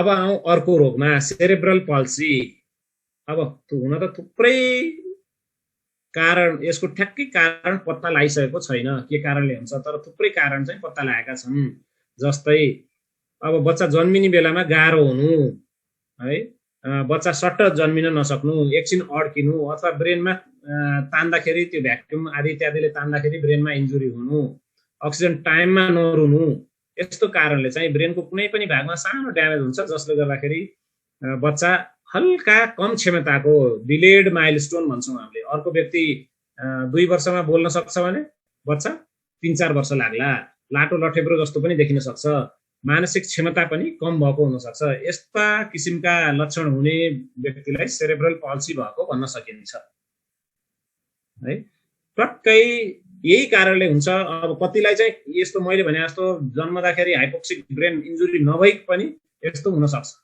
है अक्सिजन ब्रेनले केही सेकेन्डको लागि नपाएर पनि यस्तो हुन सक्छ भने कसैलाई चाहिँ बिना कारण पनि यस्तो हुन सक्छ यसलाई चाहिँ सेरेब्रल पल्सी अथवा सीपी भन्छौं यसको मुख्य उपचार भनेको मेनली भिटामिनहरु त्यस्तै केही न्यूरोलोजिकल डेफिसिट भयो भने न्यूरोलोजिकल औषधिहरु सप्लिमेन्टहरुले राम्रो गर्छ र फिजियोथेरापी केयर लाइफ लङ चाहिने पनि हुन सक्छ है अब कतिले भन्छ फिजियोथेरापी गरेपछि कहिले ठीक हुन्छ त अहिले ठीक नहुन पनि सक्छ राम्रो हुँदै जान पनि सक्छ इन्डिपेन्डेन्ट बनाउन पनि सकिन्छ त्यो प्रोग्रेस हेर्दै हुने हो सबैमा एउटै रिजल्ट आउँदैन एउटै स्कुलमा बच्चाहरु राख्दाखेरि कोही डाक्टर हुन्छन् कोही ड्राइभर हुन्छन् कोही डाक्टर हुन्छन् कोही कन्डक्टर हुन्छन् तपाईलाई थाहा छँदैछ त्यस्तै थेरापीमा पनि त्यस्तै किसिमको रिजल्ट आउँछ मेनली सिटीमा है अर्को महत्त्वपूर्ण आजभोलि बढ्दै गएको रोग अल्जाइमर्स भन्ने रोग हो पहिला त खासै देखिन्थेन आजभोलि चाहिँ एकदमै बढ्दै गएको रोग हो यसले चाहिँ बिहेभियर पनि चेन्ज हुन्छ र मेमोरीमा सबैभन्दा ठुलो व्यवहारै चेन्ज हुन्छ व्यक्तिको बिस्तारै बिस्तारै बिस्तारै व्यवहार चेन्ज हुँदै जान्छ ब्रेन फंक्सनहरु मानसिक क्षमताहरुको ह्रास हुँदै जान्छ र बिर्सने क्रम बढ्दै बढ्दै बढ्दै जान्छ मान्छे कन्फ्युज हुने बिर्सने एकोरिरहने घोरिरहने आदि इत्यादि हुन सक्छ यसमा है बुझ्दै नबुझेको जस्तो गर्ने यस्तो हुन सक्छ घर बाहिर गएपछि घरै फर्कन नसक्ने कहाँ गइराको थाहा नै नहुने गइरहेको अस्पतालतिर पुगिन्छ सुपरमार्केटतिर यस्तो यस्तो आदि इत्यादि अल्जाइमरको लक्षण हुन सक्छ यो एकदमै बढ्दै गयो भने खतरनाक पनि हुन सक्छ त्यही भएर यो पनि अहिले बढिरहेको रोग हो यसको खासै उपचार छैन है खासै उपचार पनि छैन खासै औषधि पनि छैन 2-4 वटा औषधिले हेल्प गर्ने भनेको पाइन्छ तर सप्लिमेन्टहरुले यसलाई केही हेल्प गर्न सक्छ थेरापी अनि रिह्याब सेन्टरमा राख्ने उहाँहरुको लागि छुट्टै किसिमको एक्सरसाइजहरु र उपचारहरुको जरुरत पर्छ कति व्यक्तिहरुले युरोपबाट नेपाल थाइल्यान्ड इन्डियाका रिसोर्टहरुमा लगेर आफ्नो आमा बुवालाई राखेर आफू चाहिँ घरतिर मोज गर्ने गरेको पनि पाइएको छ है त यो अल्जाइमर एकदमै ठूलो समस्या भनेर आजभोलि निस्केको छ यो चाहिँ आधुनिक जमानाको आधुनिक रोग हो एकदमै बढिरहेछ आजभोलि अर्को एउटा एकदमै फ्रिक्वेन्टली पाइने अर्को एउटा न्युरोलोजिकल रोगमा जाउँ, बेल्स पल्सी। 81 तपाईले ऐना हेर्दाखेरि अनुहार बाङ्गेको देखिनु, बिहान उठ्दा प्राय जसोलाई बिहान उठ्दा हुनु अथवा चिसोमा एक्सपोज भएपछि त्यस्तो हुनु, कसैलाई ज्वरो आइसकेपछि पनि त्यस्तो हुन सक्छ। प्राय जसो चाहिँ चिसो मौसममा यस्तो देखिन्छ। अनुहारको एउटा भागले काम गर्नु, अर्को भाग प्यारालाइसिस हुनु है। यो व्यक्तिलाई हेर्ने भने प्यारालाइसिस चाहिँ देब्रे भागमा यो भागमा भएको, मैले कर्सर चलाइरहेको छु नि, प्यारालाइसिस चाहिँ यो भागमा भएको है, यो भागमा प्यारालाइसिस भएको, यो भाग चाहिँ सध्य हो। भन्नुको अर्थ यो भागका मांसपेशीहरू कमजोर भए, त्यही भएर अब छाला अनुहारहरू कतातिर जाने हो, यतातिर बाङ्गिने हो। जता बलियो छ त्यतै तान्ने त भयो नि, यताको मांसपेशी बलियो छ यता तान्दियो, त्यही भएर यतातिर बाङ्गिन्छ, यतातिर चल्दैन। जस्तै आँखा बन्द गर्नलाई आँखा बन्द नहुन सक्छ, निधार माथि यो आँखी भाउ चलाऊ भन्दाखेरि आँखी भाउ नचल्न सक्छ, नाक खुम्चाऊ नाक नखुम्चिन सक्छ, दाँत देखाऊ दाँत नदेखिने हुन सक्छ, हाँस्दाखेरि अनुहार एकातिर बाङ्गिने हुन सक्छ, कहिलेकाहीँ जिब्रोमा टेस्ट चेन्ज हुने र चिसो तातो थाहा नहुने पनि कहिलेकाहीँ हुन सक्छ। तर यो मेनली चाहिँ मोटार भएर अब दाँत देखाऊ भन्दाखेरि एकातिर मुख बाङ्गिन सक्छ, जोकहरू भन्दाखेरि पुरै मुख बाङ्गिन्छ। यस्तो किसिमको रोगलाई फेसियल प्यारालाइसिस अर्थात् बेल्स पाल्सीको नामले चिनिन्छ। यो एक साइडतिर हुन्छ प्रायसो, र थुप्रै व्यक्तिहरूलाई यो लगातार 2-3 वर्षसम्म भएको पनि मैले देखेको छु। यो समयमै उपचार औषधोपचार गरियो भने पूर्ण रूपमा ठिक हुने रोग हो। अब हाम्रो अनुहारमा सप्लाई चाहिँ फेसियल नर्भ भन्ने नसाले गरेको हुन्छ। यो चाहिँ क्रेनियल नर्भ, मैले भन्दै थिएँ हिजो, पेरिफेरल नर्भमा 7औं क्रेनियल नर्भ चाहिँ 7औं नर्भ क्रेनियल नसा चाहिँ लाई फेसियल नसा अथवा फेसियल नर्भको नामले चिनिन्छ। त्यही कारण त्यसैमा आउने कुनै पनि असरले चाहिँ यस्तो हुन सक्छ। चिसोको कारण फेसियल क्यानल चाहिँ दिमागको भित्री सानो पालबाट छिरेर कान मुनिबाट आउँछ, सप्लाई गर्छ। कुनै पनि चिसोको कारण, भाइरल इन्फेक्सनको कारण अथवा कारण पत्ता नलागेको इडियोपेथिक कारण भन्छौँ, त्यसको कारणले पनि यस्तो हुन सक्छ। यो व्यक्तिमा चाहिँ उहाँको चाहिँ देब्रेतिर भएको, यो साइडतिर भएको है। अनि यो चाहिँ प्रायसो हाम्रो अस्पतालमा झन्डै 96-97% रोगीहरू यसका ठिक भएको रेकर्ड छ। त्यही भएर आत्तिहाल्न पर्दैन। अब अर्को खतरनाक रोग हामीले देख्छौँ मोटार न्युरोन डिजिज भनेर है। थुप्रै वैज्ञानिकहरू, ठुला व्यक्ति, तपाईले जिरो भन्ने फिल्ममा हेर्नु भएको थियो नि, अनुष्का शर्मालाई भएको रोग है। यो चाहिँ अलि खतरनाक खाले रोग हो, जसमा चाहिँ दिमाग चाहिँ चल्छ तर हात खुट्टा नचल्न सक्छ, मांसपेशी कमजोर हुँदै जान सक्छ। यो रोगलाई चाहिँ मोटार न्युरोन डिजिज भनिन्छ। यो थेरापी गरे पनि औषधि गरे पनि ठिक नहुने खालको रोग हो। बिस्तारै बढ्दै जाने खालको रोग हो यो चाहिँ मोटार न्युरोन डिजिज। जे गरे पनि बिस्तारै बढ्दै जाने रोग हो। तर इन्टेलिजेन्स नघटे पनि हात खुट्टाले काम गर्न छोड्छ, यी गर्दनको मांसपेशीले काम नगरेर टाउकै एक साइडमा ढल्केको पनि हुन सक्छ। यो चाहिँ खतरनाक रोग एमएनडी, जसलाई चाहिँ मोटार न्युरोन डिजिज भन्छौँ। यसका पनि प्रकार चाहिँ छन्। त्यस्तै अर्को रोग नसाहरू, ब्रेन र मेनली स्पाइनल कर्डका नसाहरू सुक्दै जाने रोग है, जसलाई चाहिँ हामी मल्टिपल स्क्लेरोसिस भन्छौँ। यसले पनि बिस्तारै ग्रेजुअली बिस्तारै बढ्दै जान्छ, जसले गर्दाखेरि प्यारालाइसिस, ब्यालेन्समा असर हुने, हिँड्न नसक्ने आदि इत्यादि हुन सक्छ। यो पनि खतरनाक रोग हो। यो केही हदसम्म थेरापी, स्टेम सेल थेरापी साथसाथै औषधोपचारले केही हदसम्म मल्टिपल स्क्लेरोसिसलाई चाहिँ कन्ट्रोल गर्न सकिन्छ। केही मल्टिपल स्क्लेरोसिस चाहिँ ठिक भएको रेकर्ड पनि छ है। यो पनि प्यारालाइसिस गराउने खालको, बिस्तारै प्यारालाइसिस गराउने खालको। स्ट्रोक चाहिँ आजै भयो, यो चाहिँ बिस्तारै बढ्दै जान्छ, किनकि दागहरू पनि, क्षतिहरू पनि नसामा बढ्दै जान्छ। अर्को चाहिँ सिजर डिसअर्डर अर्थात् इपिलेप्सी, छारे रोग भनौँ न, त्यस किसिमको रोग हो। यसमा चाहिँ 81 एट्याक हुने, मान्छेहरू दारासारा किट्ने, बेहोस हुने, फेरि एकछिनपछि जस्ता तस्तै हुने, जुत्ता सुँगाएर ठिक गर्छन् भन्छ नि कसैले, त्यस किसिमको रोग हो। तर यो हिस्टेरिया होइन है। यस्तै किसिमको स्कुले बच्चाहरू, मेनली केटीहरूलाई त्यस्तै किसिमको रोग हुन्छ। त्यो चाहिँ हिस्टेरिया हो। थुप्रै केटीहरूलाई 81 हुन पनि सक्छ, त्यसलाई चाहिँ मास हिस्टेरिया भनिन्छ। त्यो मानसिक रोग हो भने यो चाहिँ न्युरोलोजिकलै रोग हो। कुनै पनि कारणवश दिमागमा असर पर्यो, दिमाग खलबलियो, दिमागमा कुनै हानि भयो भने अथवा कुनै दाग देखियो भने चाहिँ इपिलेप्सी हुन सक्छ। जस्तै सुँगुरको मासु नपकाई खाने, बङ्गुरको मासु खाने, सेकुवा खाने, राम्रै नपाकेको मासु खाने, न त मासु खानु आफैमा रोग हो। यस्तो खाने व्यक्तिहरूमा चाहिँ कुनै पनि अन्डा गएर यदि दिमागमा बस्यो, जसलाई चाहिँ सिस्टिसर्कोसिस भनिन्छ भने त्यसले पनि इपिलेप्सी गराउन सक्छ। एकपटक ठिक भएपछि फेरि पनि इपिलेप्सी भएको हामीले देखेका छौँ। खतरनाक रोग हो। जीवनभर औषधि खाने पनि हुनसक्छ, ठिक भएपछि छोड्ने पनि हुनसक्छ, फेरि आउने पनि हुनसक्छ। औषध उपचार एकदम इपिलेप्सीमा चाहिन्छ। अब हामी जाउँ अर्को एकदमै कमन रोग, नसा च्यापिने रोग। नसा च्यापिने रोग प्रायः पेरिफेरल न्युरोपेथी हो, किनकि स्पाइनल कर्डमा पनि छैन, ब्रेनमा पनि होइन। अब नसा च्यापिने पेरिफेरल न्युरोपेथीमा प्रायः चाहिँ कम्मरमा नसा च्यापिन सक्छ। कम्मरमा कडाइकुना नर्भ रुट नसाहरूको गुजुल्टो हुन्छ, स्नायु नसाहरूको, त्यहाँ च्यापिन सक्छ। कम्मरको L4-5 मा च्यापिन्छ, L5-S1 मा च्यापिन्छ। हाम्रो सेन्टर अफ ग्राभिटी L4-5 र L5-S1 मा भएर जाने हुँदाखेरि सबैभन्दा बढी दबाव पर्ने ठाउँ L4-5-S1 हो। त्यही भएर L4-5-S1 मा प्रायःलाई गर्दनमा कम्मरमा नसा च्यापिएको हामीले पाएका छौँ। त्यस्तै गर्दनमा चाहिँ C5, C6, C6, C7 मा प्रायःको नसा च्यापिरहेको हुन्छ। टेबल वर्क गर्ने, गृहिणीहरू, तौल उचाल्ने, निहुरिरहने, फिटनेस नहुने, मेनली मुख्य कारण भनेको फिटनेस नहुने। एक्सर्साइज केही गर्नु छैन, अचानक केही काम गर्नु छ, अचानक जिम गर्न छ, अचानक केही उचाल्न छ, अचानक खन्न छ, त्यस कारणले पनि नसा च्यापिन सक्छ। मुख्य कारण भनेको पोस्चर, पोजिसन ठिक नराख्नु नै मुख्य कारण हो। डिस्क भन्ने मेरुदण्डको दुईटा हड्डीको बीच डिस्क भन्ने भाग हुन्छ। त्यो डिस्क भन्ने भाग लचिलो हुन्छ। कुनै पनि कारणवश ओभर दबाव भएर हामी बेसरी निहुरिँदाखेरि ओभरै दबाव भएर यो डिस्क चाहिँ कुरकुरे हड्डी जस्तो हुन्छ, पछाडि जान सक्छ। यो पछाडि सर्न सक्छ। पछाडि सर्दाखेरि नसा च्यापिन सक्छ, जसलाई चाहिँ हामी नसा च्यापिएको कम्मर गर्दनमा चाहिँ त्यसरी नसा च्यापिन्छ। मुख्य कारण चाहिँ डिस्क हो। कहिलेकाहीँ इन्फेक्सन, क्यान्सर, ट्युमर आदि इत्यादिले पनि नसा च्यापिन सक्छ।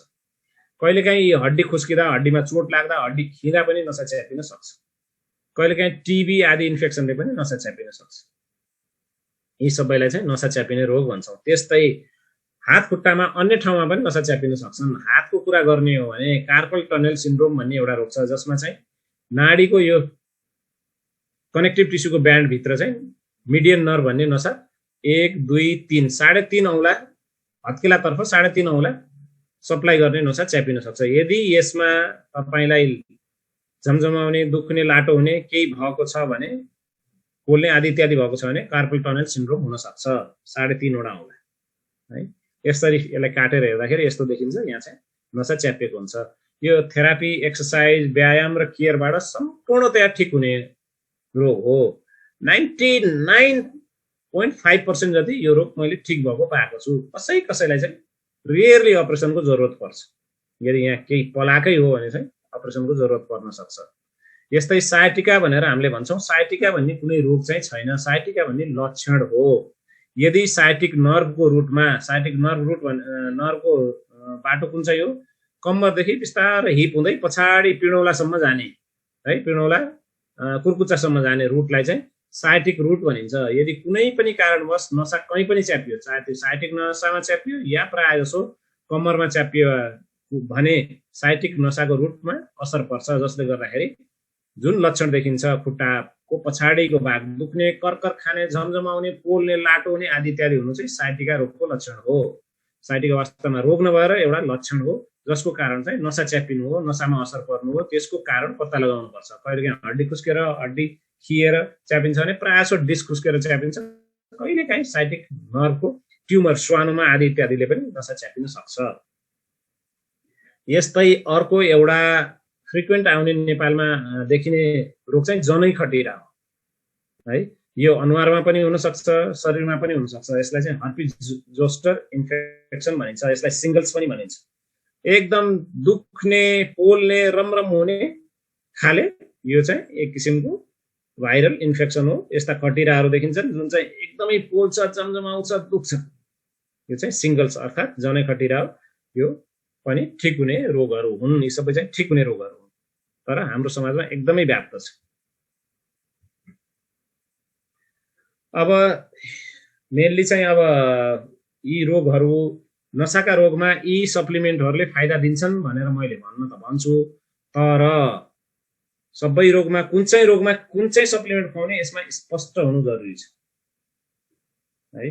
अब जस्तै पार्किन्सन्स, त्यस्तै अल्जाइमर्स यस्ता रोगहरू, डिजेनरेटिभ रोगहरूमा, स्ट्रोकमा पनि मोरिङ्गा मल्टिभिटामिन यस्ता खुवाउन सकिन्छ है। अब मोरिङ्गा किन खुवाउने भन्दाखेरि यसमा एन्टिअक्सिडेन्ट, एन्टी इन्फ्लामेटरी र मल्टिभिटामिनहरू छन्। ब्लड सर्कुलेसन एकदमै बढाउँछ, साथसाथै इनर्जी र एलर्टनेस। मेनली चाहिँ स्ट्रोक भए पश्चात दिमागको एलर्टनेस हराएर जान्छ। यो कसको लागि गरेको, के को लागि गरेको, आफ्नै लागि गरेको हो कि अर्काको लागि गरिदिएको, मेरो लागि गर्नुपर्छ भन्ने पनि थाहा हुँदैन, फोकस हुँदैन, त्यस्तो मेन्टल क्लियरिटी हुँदैन। त्यस्तो व्यक्तिलाई मोरिङ्गाले फाइदा गर्छ। मोरिङ्गा हामीले त्यस्तो व्यक्तिलाई एज अ सप्लिमेन्ट खुवाउन सक्छौँ। तर हामीले के बुझ्नुपर्छ भने पहिला त रोग पत्ता लगाउनु पर्यो। के कारणले स्ट्रोक भयो, के कारणले पार्किन्सन भयो अथवा के भइरहेछ, रोग यही हो भनेर थाहा भएपछि इमर्जेन्सीमा राख्नुपर्ने रोग पो हो कि, आइसियुमा राख्नुपर्ने रोग पो हो कि, भेन्टिलेटरमै राख्नुपर्ने पो हो कि 2-4 दिन, त्यसपछि रिस्क फ्री भएपछि घर लगेपछि मात्र सप्लिमेन्टहरूको प्रयोग गर्नुपर्छ। र सप्लिमेन्ट प्रयोग गर्दा पहिले खाइरहेको कुनै पनि औषधि छोड्नु हुँदैन। जबसम्म मैले भन्दिनँ तबसम्म कुनै पनि औषधि छोड्ने होइन। जथाभावी औषधि छोडेर सप्लिमेन्ट प्रयोग गर्ने होइन। सप्लिमेन्ट आफैमा नाम के छ भने सप्लिमेन्ट हो। रामे छैन भने स्यामेलाई दिएको होइन कि, रामे हुँदाहुँदै त्यसलाई सहयोग गर्न स्यामेलाई पठाएको, त्यसलाई चाहिँ सप्लिमेन्ट भनिन्छ है। यसमा मल्टिभिटामिन र मल्टिमिनरल हुने हुनाले यसले ठुलो सहयोग गर्न सक्छ। यो चाहिँ मोरिङ्गाको कुरो भयो।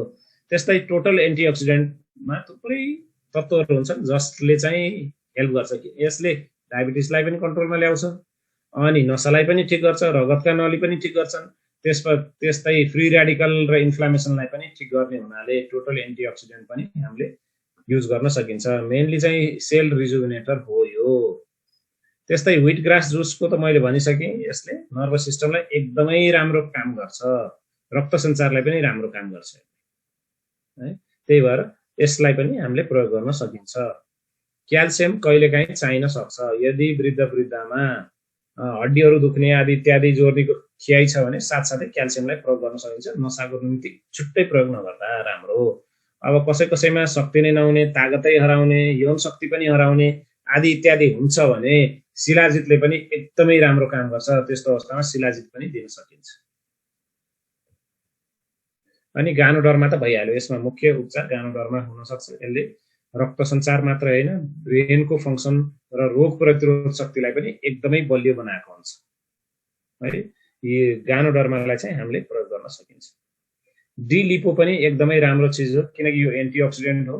अब डी-लिपो र टोटल एन्टिअक्सिडेन्ट एकैताली प्रयोग गर्नु जरुरी छैन। डी-लिपोले चाहिँ रगतका नलीहरू खोल्ने काम, आथेरोस्क्लेरोसिस कम गर्ने काम गर्ने हुनाले इन्डिरेक्टली नसाका रोगमा पनि फाइदा दिलाउँछ।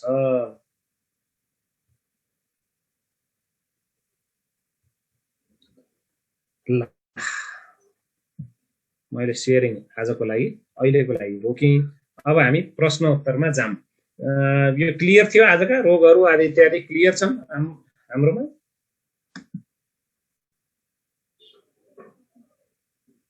ल, प्रश्न उत्तरमा जाऊँ आज। Okay sir.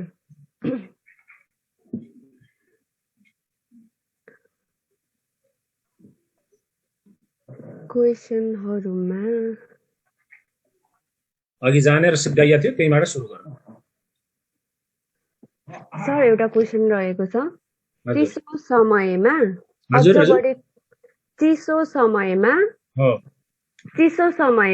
अझ बढी खुट्टा सुन्निने कारण के होला सर भन्दै हुनुहुन्छ। चिसोको समयमा खुट्टा बढी सुन्निने कारण बढी आगो तापेर बस्नु हो कि?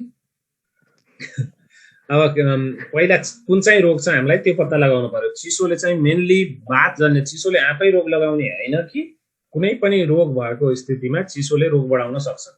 मेनली बात जन्ने रोगहरू चिसोले एकदमै बढाउन सक्छ, जसको कारणले खुट्टा सुन्निन सक्छ। चिसोमा मान्छेहरू बाहिर चिसो भएको हुनाले घरभित्रै बस्नुहुन्छ अनि हात खुट्टा चल्दैन। हात खुट्टा नचल्ने कारणले पनि हात खुट्टा सुनिन सक्छ। जति चल्यो त्यति स्लिम र फिट रहने हो। यदि हामीले जस्तै हामी कहिलेकाहीँ पूर्व काँगडभिट्टादेखि काठमाडौँको बसमा आयौँ भने बिहान पख हेर्दाखेरि खुट्टा हल्का सुन्निरहेको हुन्छ। किन भन्दाखेरि त्यत्तिकै राखेको छ, चलाउन पाइएन। नचलाएपछि खुट्टा स्वत सुनिन सक्छ। यो कारण पनि हुनसक्छ, कुनै रोगले पनि हुनसक्छ। कसैलाई चिसोको एलर्जीले चाहिँ खुट्टा सुन्निने पनि हुनसक्छ। यो रोग पत्ता लगाउनु पहिले जरुरी भयो। त्यसपछि के गर्ने हामीले चाहिँ गर्न सक्छौँ। अब यदि प्रेसर सुगरको रोगीहरू हुनुहुन्छ भने उहाँहरूमा त यो हुन्छ नै। मेनली थुप्रैको खुट्टा सुन्निनुको कारण चाहिँ प्रेसरको औषधिको रियाक्सन पनि हुनसक्छ। त्यसको कारणले पनि खुट्टा सुन्निएको हुनसक्छ। त्यो पनि हामीले पत्ता लगाउनु जरुरी हुन्छ है। यो औषधिको कारण हो कि शरीरमा भइरहेको रोगको कारण हो कि नचलाएर हो कि चिसोको एलर्जीको कारणले हो कि, यो सबै पत्ता लगाएर त्यसपछि अगाडि बढ्नु जरुरी हुन्छ। अब यस्तो व्यक्तिहरूलाई एक्सर्साइज गराउने, मजाले एक्सर्साइज आफूले पनि उहाँलाई पनि गर्न भन्ने, आफूले पनि प्यासिभली गराइदिने। सुत्दाखेरि खुट्टालाई माथि राख्ने, मुटुभन्दा खुट्टा माथि हुनु पर्यो। यता टाउको भयो भने खुट्टा यसरी माथि राख्नु पर्यो। खुट्टाको तल ठुलो सिरानी राखिदिने है। यसरी राख्दा पनि फाइदा हुन्छ। र घाममा, मुख्यतया घाममा अलिकति सिरानी खुट्टातिर राखेर उल्टो मालिस गर्ने, तलदेखि माथि, खुट्टादेखि माथितिर आउनु पर्यो मसाज। यसले पनि त्यसमा लाभ हुन सक्छ। साधारण समस्या हो भने, अब कुनै औषधिको साइड इफेक्ट केही इन्ट्र्याक्सन हो भने चाहिँ, अथवा कुनै रोग छ भने चाहिँ त्यो रोगको उपचार गर्नु पनि इम्पोर्टेन्ट हुन्छ। र डाक्टर साहब अर्को क्वेसन आएको छ, प्रेसर बढी भएर कसरी प्यारालाइसिस हुन्छ होला सर? प्रेसरले हानेर प्यारालाइसिस भएको भन्छ, यो कसरी हुन्छ? प्लिज एक्सप्लेन डाक्टर साहब भन्नुभएको छ। अघि हामीले हेमोरेजिक स्ट्रोक भन्यौँ नि है त, त्यो कारणले चाहिँ प्रेसर बढी भएर हुने हो। प्रेसर बढी हुँदैमा हाम्रो चाहिँ यो थेगो जस्तै हो, त्यसलाई जङ्गली रोग लाग्यो भनेर हिजो हामीले गफ गरेका थियौँ नि रमाइलो, त्यस्तै अर्को थेगो हो प्रेसरले हान्यो भनेर। प्रेसर नभएको व्यक्तिलाई पनि प्यारालाइसिस स्ट्रोक हुन सक्छ। प्रेसर हुनै पर्छ भन्ने केही त्यस्तो फर्मुला छैन, तर प्रेसर भएको व्यक्तिलाई चाहिँ हेमोरेजिक स्ट्रोक हुन सक्ने झन् ठुलो सम्भावना भयो है। दुई किसिमका स्ट्रोक हुन्छन् भनेको थिएँ मैले। मस्तिष्कघात कति प्रकारका? दुई प्रकारका। एउटा चाहिँ इस्केमिक भनेको दिमागमा जाने रगतको नली जाम भएर हुने, ब्रेनले रगत पाएन, रगत नपाएपछि त्यो भाग मर्यो। यो मर्ने प्रक्रियालाई चाहिँ पर्वतारोहणमा जाने व्यक्तिहरूसँग मैले चाहिँ तुलना गर्न चाहन्छु। तपाईँले थुप्रै व्यक्ति देख्नु भएको छ पर्वतारोहण गरेर आउँदाखेरि एउटा औँलै खस्यो रे भनेर, एउटा औँला नै हरायो रे भनेर तपाईँले थुप्रै व्यक्तिहरू देख्नु भएको छ। त्यो किन हुन्छ भन्दाखेरि कुनै पनि कारणवश रक्त सञ्चार रोकियो भने त्यो भाग मर्छ। अब छेउको भाग त मरेपछि खस्नै पर्यो है त, मरेपछि त्यो टुक्रिएर जान्छ, त्यस्तै कुहिएर जान्छ भनौँ न। त्यस्तै कारणले ब्रेनमा पनि रक्त सञ्चार भएन भने त्यो चाहिँ स्ट्रोक हुन सक्छ है। त्यो भाग मरेर प्यारालाइसिस हुन सक्छ। अब प्रेसर बढी हुने, सुगर बढी हुने व्यक्तिहरूमा कहिलेकाहीँ चाहिँ त्यो रगतको नली फुट्न पनि सक्छ। पहिल्यै एन्युरिजमहरू लिएर आउनु भएको छ भने फुट्ने सम्भावना उच्च भयो। होइन भने पनि प्रेसर सुगर भएको व्यक्तिहरूमा कहिलेकाहीँ त्यो साना अब ठुलो रगतको नली फुट्दैन। हेर्नुहोस्, साना महीन नली हुन्छन्, यस्ता महीन नली हुन्छन् जसलाई हेर्न चाहिँ माइक्रोस्कोपै चाहिन्छ। अब तपाईँलाई मान्नुहोस्, तपाईँले चट्ट काट्नुभयो, केही काट्दाखेरि त्यहाँ हेर्नुभयो भने रगतको नली चाहिँ देखिँदैन, ब्लिडिङ चाहिँ भइरहेछ है त। अब हातमा नाडीमै काट्नु भने चाहिँ तपाईँको रगतको नली पनि देख्नुहुन्छ, बल्ती ब्लिडिङ भएको देख्नुहुन्छ। तर मासुमा काट्दा पनि यति महीन रगतका नलीहरू हुन्छन् कि त्यहाँबाट ब्लिडिङ हुन्छ। जस्तै कहिलेकाहीँ छालामा यसो भयो, कोतारियो, त्यहाँबाट नि ब्लिडिङ हुन्छ नि। त्यहाँ रगतको नली हुन्छ त, त्यहाँ रगतको नली हेर्दाखेरि देखिन्छ, देखिँदैन। त्यो चाहिँ माइक्रो क्यापिलरिज भन्छौँ हामी चाहिँ, साना नलीहरू। त्यस्ता साना नलीमध्ये कुनै नली पट्ट फुट्न सक्छ। किनकि मैले अघि पनि भने डाइटरी ह्याबिट होइन, रक्सी चुरोट खैनी, मासु, त्यसमाथि तारे भुटेको मासु र सेकुवा, अनि जङ्क फुडहरू, फास्ट फुडहरूको कारण त्यो रगतका नलीहरू टाइट भएर जान्छन्। रगतको नली वास्तवमा लचिलो हुनुपर्छ, एकदम इलास्टिक हुनुपर्छ। त्यो इलास्टिसिटी पनि कम हुँदै जान्छ र प्रेसर बढी भएको बेलामा पट्ट फुट्न सक्छ। त्यो कारण बस चाहिँ हेमोरेजिक स्ट्रोक हुन्छ। अनि हेमोरेजिक स्ट्रोक भएपछि पनि प्यारालाइसिस हुनसक्छ, इस्केमिक स्ट्रोक भयो भने पनि अर्को हर प्यारालाइसिसले हान्न सक्छ। कमन शब्दमा हामीले भन्दा चाहिँ प्रेसरले हानेको भनेर हामीले बुझ्छौँ, तर यसको भित्री प्याथोलोजी चाहिँ अलि फरक हुन्छ है त। अर्को प्रश्न। ओके, अर्को क्वेसन रहेको छ, सर मैले कुनै कुरा गर्दा बिचमा अर्को व्यक्ति बोल्यो भने एकछिनपछि म के कुरा गरेको बिर्सने बानी छ, यसको लागि चेकअपै गराउनु पर्ने हो कि या कुनै प्रडक्टहरू खाँदाखेरि नै यो समस्याबाट चाहिँ मुक्ति पाउँछु भन्नुभएको छ सर। डेली हेमरले हान्नुपर्छ तपाईँको टाउकोमा जस्तो लाग्यो मलाई त। स्मरण शक्ति सम्बन्धी यो चाहिँ फोरगेटफुलनेस हो, यो चाहिँ कुनै रोग होइन। यदि 50 वर्ष माथि तपाईँलाई यो भइरहेछ, पहिला हुन्थेन भने चाहिँ सायद तपाईँलाई कुनै रोग आउँदैछ भनेर बुझ्न पर्यो तपाईँले। होइन, तपाईँको उमेर 40 भन्दा तल छ भने चाहिँ यो कुनै रोग होइन, त्यो साधारण मानसिक समस्या हो। कन्सन्ट्रेसनको कमी, होइन, कन्सन्ट्रेसनको कमीले यस्तो हुन्छ। यसलाई ट्रेन गर्न मिल्छ, हाम्रो ब्रेनलाई जसरी ट्रेन गरे पनि हुन्छ। कुकुर, बिरालो, डल्फिन, व्हेललाई त ट्रेन गर्न मिल्छ भने हाम्रो ब्रेनलाई ट्रेन गर्न नसकिएला? जसरी ट्रेन गरे पनि हुन्छ, जस्तो ट्रेन गरे त्यस्तै हुन्छ। हेर्नुहोस् है, तपाईँ दामी पुरा धर्मगुरु बनेर पनि निस्कन सक्नुहुन्छ, डक्टरै बनेर पनि निस्कन सक्नुहुन्छ, सबै ट्रेन गरे दिमागलाई होइन। त्यही भएर ट्रेन गर्न सकिन्छ। यो उमेर तपाईँको कति छ प्रश्न सोध्दा कृपया उमेर चाहिँ बताउनुहोस्। त्यो भएर रोग 30 वर्ष तल छुट्टै हुन्छ, 50 वर्ष तल छुट्टै हुन्छ, त्योभन्दा माथि छुट्टै हुन्छ कि। यसलाई पनि मैले एड्रेस गर्ने प्रयास गर्नेछु है। अर्को प्रश्नमा जाउँ। Okay, thank you sir. अर्को क्वेसन रहेको छ, सर मेरो चाहिँ हातको जोर्नीहरू दुखिरहन्छ, के कारणले हुन सक्छ बताइदिनु भयो, आभारी हुने थिए सर भन्नुभएको छ। आभारी भइहाल्नुहोस्। अब मुख्यतः जोर्नीहरू दुख्ने कारण चाहिँ भिटामिन डी को कमी हो। नेपालमा हामी गरिब देशका धनी जनता हौँ।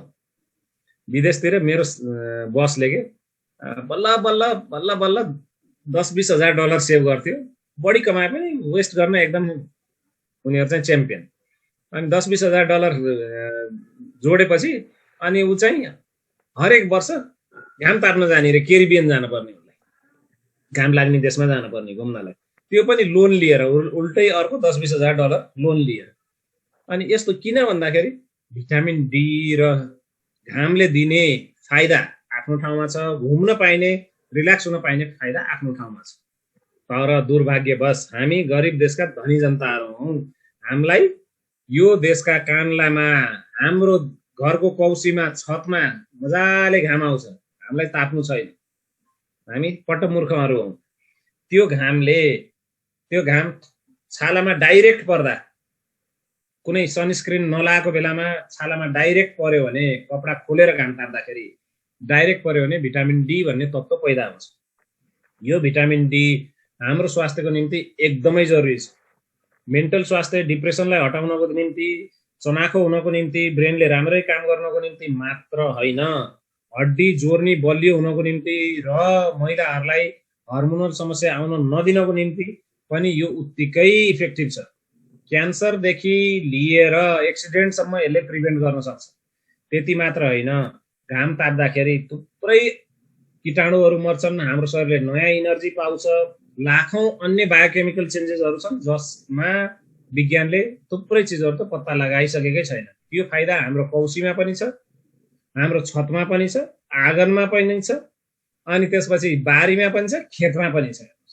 हामी चाहिँ यो लिन छैन। हामीलाई त महँगो भिटामिन डी खाइ मैले भन्नु छ है। त्यो एउटा भिटामिन डी को एउटा चक्कीको 50-60 रुपियाँ पर्छ, हामी किनेर खान्छौँ। त्यो भिटामिन डी खानुको अर्को साइड इफेक्ट हुन्छ, चक्की खानुको, फेरि भिटामिन डी सप्लिमेन्ट खानुको जथाभावी है अर्को साइड इफेक्ट हुन्छ। त्यो साइड इफेक्ट हुन तयार, हड्डी खियाउन तयार, फोकटमा पाइने, घाम ताप्न तयार छैनौँ। त्यसमाथि पनि होइन सर म त एकदमै घाम ताप्छु भनेर भनिरहनु होला मनमा नै। कसरी घाम ताप्नुहुन्छ? जाडोमा। अनि जाडोमा नाङ्गिन सकिन्छ र? घाम ताप्ने भनेको गर्मीमा हो है। अहिले जति घाम ताप्न उपयोगी कहिले पनि छैन, किनकि भर्खर बर्सातले पुरै वातावरण, पर्यावरण एकदम खुलेको छ। त्यो बेलामा भिटामिन डी एकदमै चाँडै पैदा हुन्छ है। अनि दोस्रो कुरो, अहिलेको यो लकडाउन आदि इत्यादि कोरोनाको डरले गर्दाखेरि पनि पर्यावरण एकदम शुद्ध छ। अहिले जति घाम ताप्न उपयोगी कहिले पनि छैन। 10 देखि 2 बजे, बिहान 10 बजेदेखि 2 बजेसम्मको घाम सबैभन्दा उत्तम भिटामिन डी को लागि तर तपाईँलाई स्वास्थ्यको लागि चाहिँ बिहान अथवा बेलुकाको घाम राम्रो। बिहानको घाम सबभन्दा राम्रो, अराउन्ड 8 देखि 10 है। त्यसले भिटामिन डी थोरै मात्रामा दिन्छ, तर भिटामिन डी कै लागि चाहिँ दिउँसो घाम ताप्नु राम्रो। अब घाम तापेर मात्र हुँदैन, तपाईँले व्यायाम पनि गर्नुपर्छ, घाममा मालिस पनि गर्नुपर्छ। थुप्रै चिज यस्तो गरियो भने हाम्रा जोर्नी दुख्ने रोगहरूमा एकदम लाभ हुन्छ। कुनै पनि कारणले जोर्नी दुखोस्, यो तपाईँले फलो गर्न सक्नुहुन्छ। तर यदि तपाईँलाई हड्डी खिएको हो, युरिक एसिड हो, साधारण कारण हो भने घाममा बसेर तपाईँले मालिस गर्नुहोस्। डाक्टर सुनिल पौडेल मसाज भनेर लेख्नुहोस्। डाक्टर सुनिल पौडेल त्यो युट्युबमा मसाज तेल घरमै कसरी बनाउने, त्यो तपाईँको बोतलको 10,000 पर्ने तेल घरमै बनाउन सक्नुहुन्छ। हेर्नुहोस्, तपाईँको 200-300 पनि पर्दैन है। त्यो 10,000 पर्ने तेल घरमै 200-300 खर्च नगरी तपाईँले बनाउन सक्नुहुन्छ। त्यो पनि मैले युट्युबमा राखिदिएको छु, त्यही हेरेर तपाईँले तेल बनाएर मजाले मालिस गर्न सक्नुहुन्छ। तर जोर्नी दुख्ने यति मात्रैले हुँदैन, अन्य कारणले पनि जोर्नी दुख्ने हुनसक्छ। त्यो जोर्नीहरू कुन कारणले दुखेको त्यो पत्ता लगाउन रगतको जाँच अथवा अर्थो न्युरो एक्जामिनेसनको पनि जरुरत पर्न सक्छ। यदि यसरी जाँच गरेर पत्ता लगाएर त्यसपछि के सप्लिमेन्ट खाने हामीलाई थाहा हुन्छ। तर प्रायः निर्धक्क भएर सप्लिमेन्ट खान चाहिँ हामीले क्याल्सियम भिटामिन डी खान सक्छौँ है। अनि बोन सप्लिमेन्टहरू हामीले खान सक्छौँ। अर्थोबेस्ट छँदैछ हामी कहाँ, अर्थोबेस्ट, त्यो पनि त्यसले पनि जोर्नीको दुखाइलाई हेल्प गर्छ। यो दुईटा सप्लिमेन्ट तपाईँले खानुहोस्, घाम ताप्नुहोस्, मालिस लिनुहोस्। यसले हार्ट जोर्नीका रोग त आउनै दिँदैन। त्यसमाथि नि व्यायाम गर्नु भने एकदमै राम्रो। वेट घटाउनु भयो भने त सुनमा सुगन्ध। अर्को प्रश्नमा जानु। सर, अटिजम भएको 3 इयरको नानीको फर्स्ट स्टेज रहेको छ र यो रोगको लागि चाहिँ ट्रिटमेन्ट के गर्नु पर्ला भन्दै हुनुहुन्छ सर। के छ प्रश्न? 3 इयर्सको नानीलाई के भयो? 3 इयर्सको नानीलाई अटिजम भएको छ र त्यो अटिजम चाहिँ फर्स्ट स्टेजमा रहेको छ सर। फर्स्ट स्टेजमा सुरु भएको अटिजम ठिक हुन सक्छ भन्ने 2-4वटा रिसर्च भर्खर मैले देखेको छु। त्यसको एकजना बेङ्गलोरमा एक्सपर्ट हुनुहुन्छ, उहाँसँग हामीले अनलाइन सुविधा हाम्रो अस्पतालमा सुरु गरेका छौँ। यो चाहिँ मेरो ख्यालमा तिहार लगत्तै सुरु हुन्छ जस्तो मलाई लाग्छ। अटिजमको मुख्य कारण आन्द्राहरूमा चाहिँ ब्याक्टेरियाहरू चेन्ज हुनु हो मुख्य कारण। त्यो साइन्टिस्टलाई मैले उद्धृत गर्दैछु। त्यो साइन्टिस्ट जसले चाहिँ हामीसँग अब बेङ्गलोरमा उहाँले जादु नै गरिरहनु भएको छ। अटिजमका थुप्रै भर्खरका स्टेज 1 का केसहरू पुरै ठिक गरिरहनु भएको छ। उहाँको कन्सल्टेसन सायद यो कोरोना कालपछि उहाँ काठमाडौँ आएर भेट पनि हुन्छ होला। हाम्रो अस्पतालमै आउँदै हुनुहुन्छ उहाँ हेल्थ क्याम्पको लागि। यस किसिमका र उहाँले 2-4वटा सप्लिमेन्टहरू पनि आफैले पैदा गर्नुभएको छ। त्यही भएर अटिजम कसैलाई भएको छ भने नाम लेखाएर राख्दा राम्रो। उहाँ आएको बेलामा मैले पहिले नै खबर गरेर भेटाइदिन सक्छु। साथसाथै तिहार पछि हामी एकपालि भेटौँ र तुरुन्तै उपचार सुरु गर्नु राम्रो हुन्छ। अब अटिजम जेनेटिक कारणले पनि हुनसक्छ, जन्मजातै पनि आउन सक्छ, तर थुप्रै चाहिँ एक्वायर्ड हो भन्ने यो पुरै विज्ञानले जानिसकेको के छैन। तर यो केही हदसम्म ठिक हुन सक्छ भन्ने कुरो छ। अहिलेसम्म यो भर्खरै आएको नयाँ रिपोर्ट हो है त। अब यसमा सप्लिमेन्टहरू हामीले अघि भने जस्तै त्यो अहिलेलाई ओरेन्जको सप्लिमेन्ट प्रयोग गरिरहने मैले अघि भनेको जस्तै, र साथसाथै तिहार लगत्तै मलाई भेट्नुपर्छ। बच्चा ल्याएरै भर्ना हुने गरी नै लिएर आउनुपर्छ। 2-4 महिना भर्ना हुने गरी नै ल्याउनुपर्छ। 2-4 महिना नभई उहाँको त्यो जुन प्रोटोकल छ त्यसले फाइदा दिँदैन भनेर उहाँले मलाई अस्तिको गफमा हाम्रो इन्टरनेसनल कन्फरेन्समा हाम्रो डिटेलमा कुरो भएको थियो। यसको उपचार पनि सायद सम्भव छ। त्यही भएर अटिजमका भर्खर ग्रेड 1 छ भने खुसीको खबर, सायद ठिक होला कि। अर्को प्रश्न प्लिज। आशा गरौँ। र अर्को क्वेसन रहेको छ, सर हर्प्स जोस्टर भएको ठाउँमा किन नम्ब हुन्छ भनेर भन्नु भएको छ सर। हर्पिस जोस्टर इन्फेक्सनले चाहिँ नसाहरूमा असर गर्ने हुनाले, स्नायु नसाहरूमा असर गर्ने हुनाले चाहिँ नम्ब हुन सक्छ। यो कमन फेनोमेनन हो। सबैलाई यस्तो हुँदैन। प्रायःलाई चाहिँ पोल्ने दुख्ने नै हुन्छ, तर कसैलाई लाटो हुने पनि हुनसक्छ। नसामा असर पर्दा यो नर्मल फेनोमेनन हो। यसलाई हामीले सामान्य रूपमा लिनुपर्छ। हजुर, नेक्स्ट क्वेसन रहेको छ, डाक्टर साहब नमस्कार, एपिलेप्सीको बारेमा केही बताइदिनुहोस् न भन्नु भएको छ सर। हामीले डिटेलमा एपिलेप्सीको बारेमा मैले बताइदिइसकेँ क्या अरे। होइन र? अघि हामीले इपिलेप्सीको बारेमा डिटेलमा कुरा गरिसक्यौँ। इपिलेप्सी थुप्रै कारणले हुन्छ। मेनली चाहिँ कुनै पनि ओभर यसलाई चार्ज, मैले 20 वाटको चार्जरले यसलाई चार्ज गर्छु, फास्ट चार्जिङ। अब होइन, अब 50 वाटको चार्जर आइसक्यो, मैले यसमा 50 वाटको चार्जर हालेँ भने के हुन्छ? ब्ल्याक ब्लड के हुन्छ, के आउन सुरु हुन्छ। यही किसिमको चिजहरू हाम्रो ब्रेनमा पनि हुन सक्छ। त्यो हुने प्रक्रियालाई चाहिँ इपिलेप्सी भनिन्छ, जसले गर्दाखेरि हाम्रो शरीर कन्भल्सनमा जान्छ। कन्भल्सनमा भन्नाले जिब्रो टोक्ने, काम्ने, बेहोस हुने आदि इत्यादि। त्यो किन हुन्छ भन्दाखेरि ओभर स्टिमुलेसन, ब्रेनमा कुनै पनि भाग, ब्रेनको भाग चाहिँ ओभरली स्टिमुलेटेड गर्छ त्यसले चाहिँ, अनि ओभर स्टिमुलेट भएपछि ब्रेन चाहिँ ब्ल्याकआउटमा जान सक्छ। यो थुप्रै प्रकारका छन्, थुप्रै कारणले हुन्छ। मुख्य कारण भनेको ब्रेनमा कुनै पनि ब्रेनको भाग चाहिँ ओभर स्टिमुलेटेड हुनु। यो फिजिकल चिजले हुन सक्छ, केमिकल चिजले पनि हुन सक्छ है। ब्रेनमा केमिकल लोचार हुन्छ नि, त्यो केमिकल तलमाथि हुनाले पनि हुन सक्छ। र प्रायःसो यो टेपवर्मको अन्डा, जसलाई चाहिँ हामी सिस्टिसर्कोसिस भन्छौँ, त्यसको कारणले पनि थुप्रैलाई भएको पाएको छु। यसमा हामीले चाहिँ औषधि गर्नै पर्छ। इपिलेप्सीको लागि एकदमै प्रभावकारी औषधिहरू छन्। त्यो लाइफ लङ अथवा न्युरोलोजिस्ट डाक्टरले भने अनुसार खाइरहनु जरुरी हुन्छ। सप्लिमेन्टले पनि यसलाई हेल्प गर्न सक्छ, तर कारण पत्ता लाग्यो भने हेल्प गर्छ गर्दैन, खानी नखानी भन्ने थाहा हुन्छ। ओके, नेक्स्ट क्वेसनमा जाउँ सर।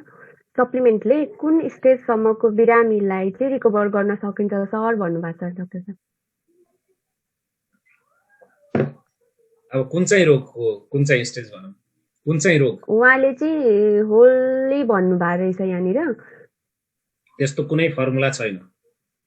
लास्ट स्टेजलाई पुरै ठिक गरेको नि मैले देखाएको छु होइन। अब यो तेरो जिन्दगी सिद्धियो भाइ, जा अब गएर हरिराम जप भने मान्छे ठिक भएको पनि रेकर्ड छ, फर्स्ट स्टेज ठिकै नभएको नि रेकर्ड छ है त। अब यसमा रोगको कारण एउटा हुँदैन, मल्टिफ्याक्टोरियल कज, लाखौं कारणले बल्ल रोग एउटा रोग लाग्छ। मेनली नसर्ने रोग, सरुवा रोग त जस्तै कोरोना भाइरसले लाग्यो। सरुवा रोग एउटा कारणले लाग्छ भने नसर्ने रोग लाखौं कारणले लाग्छ।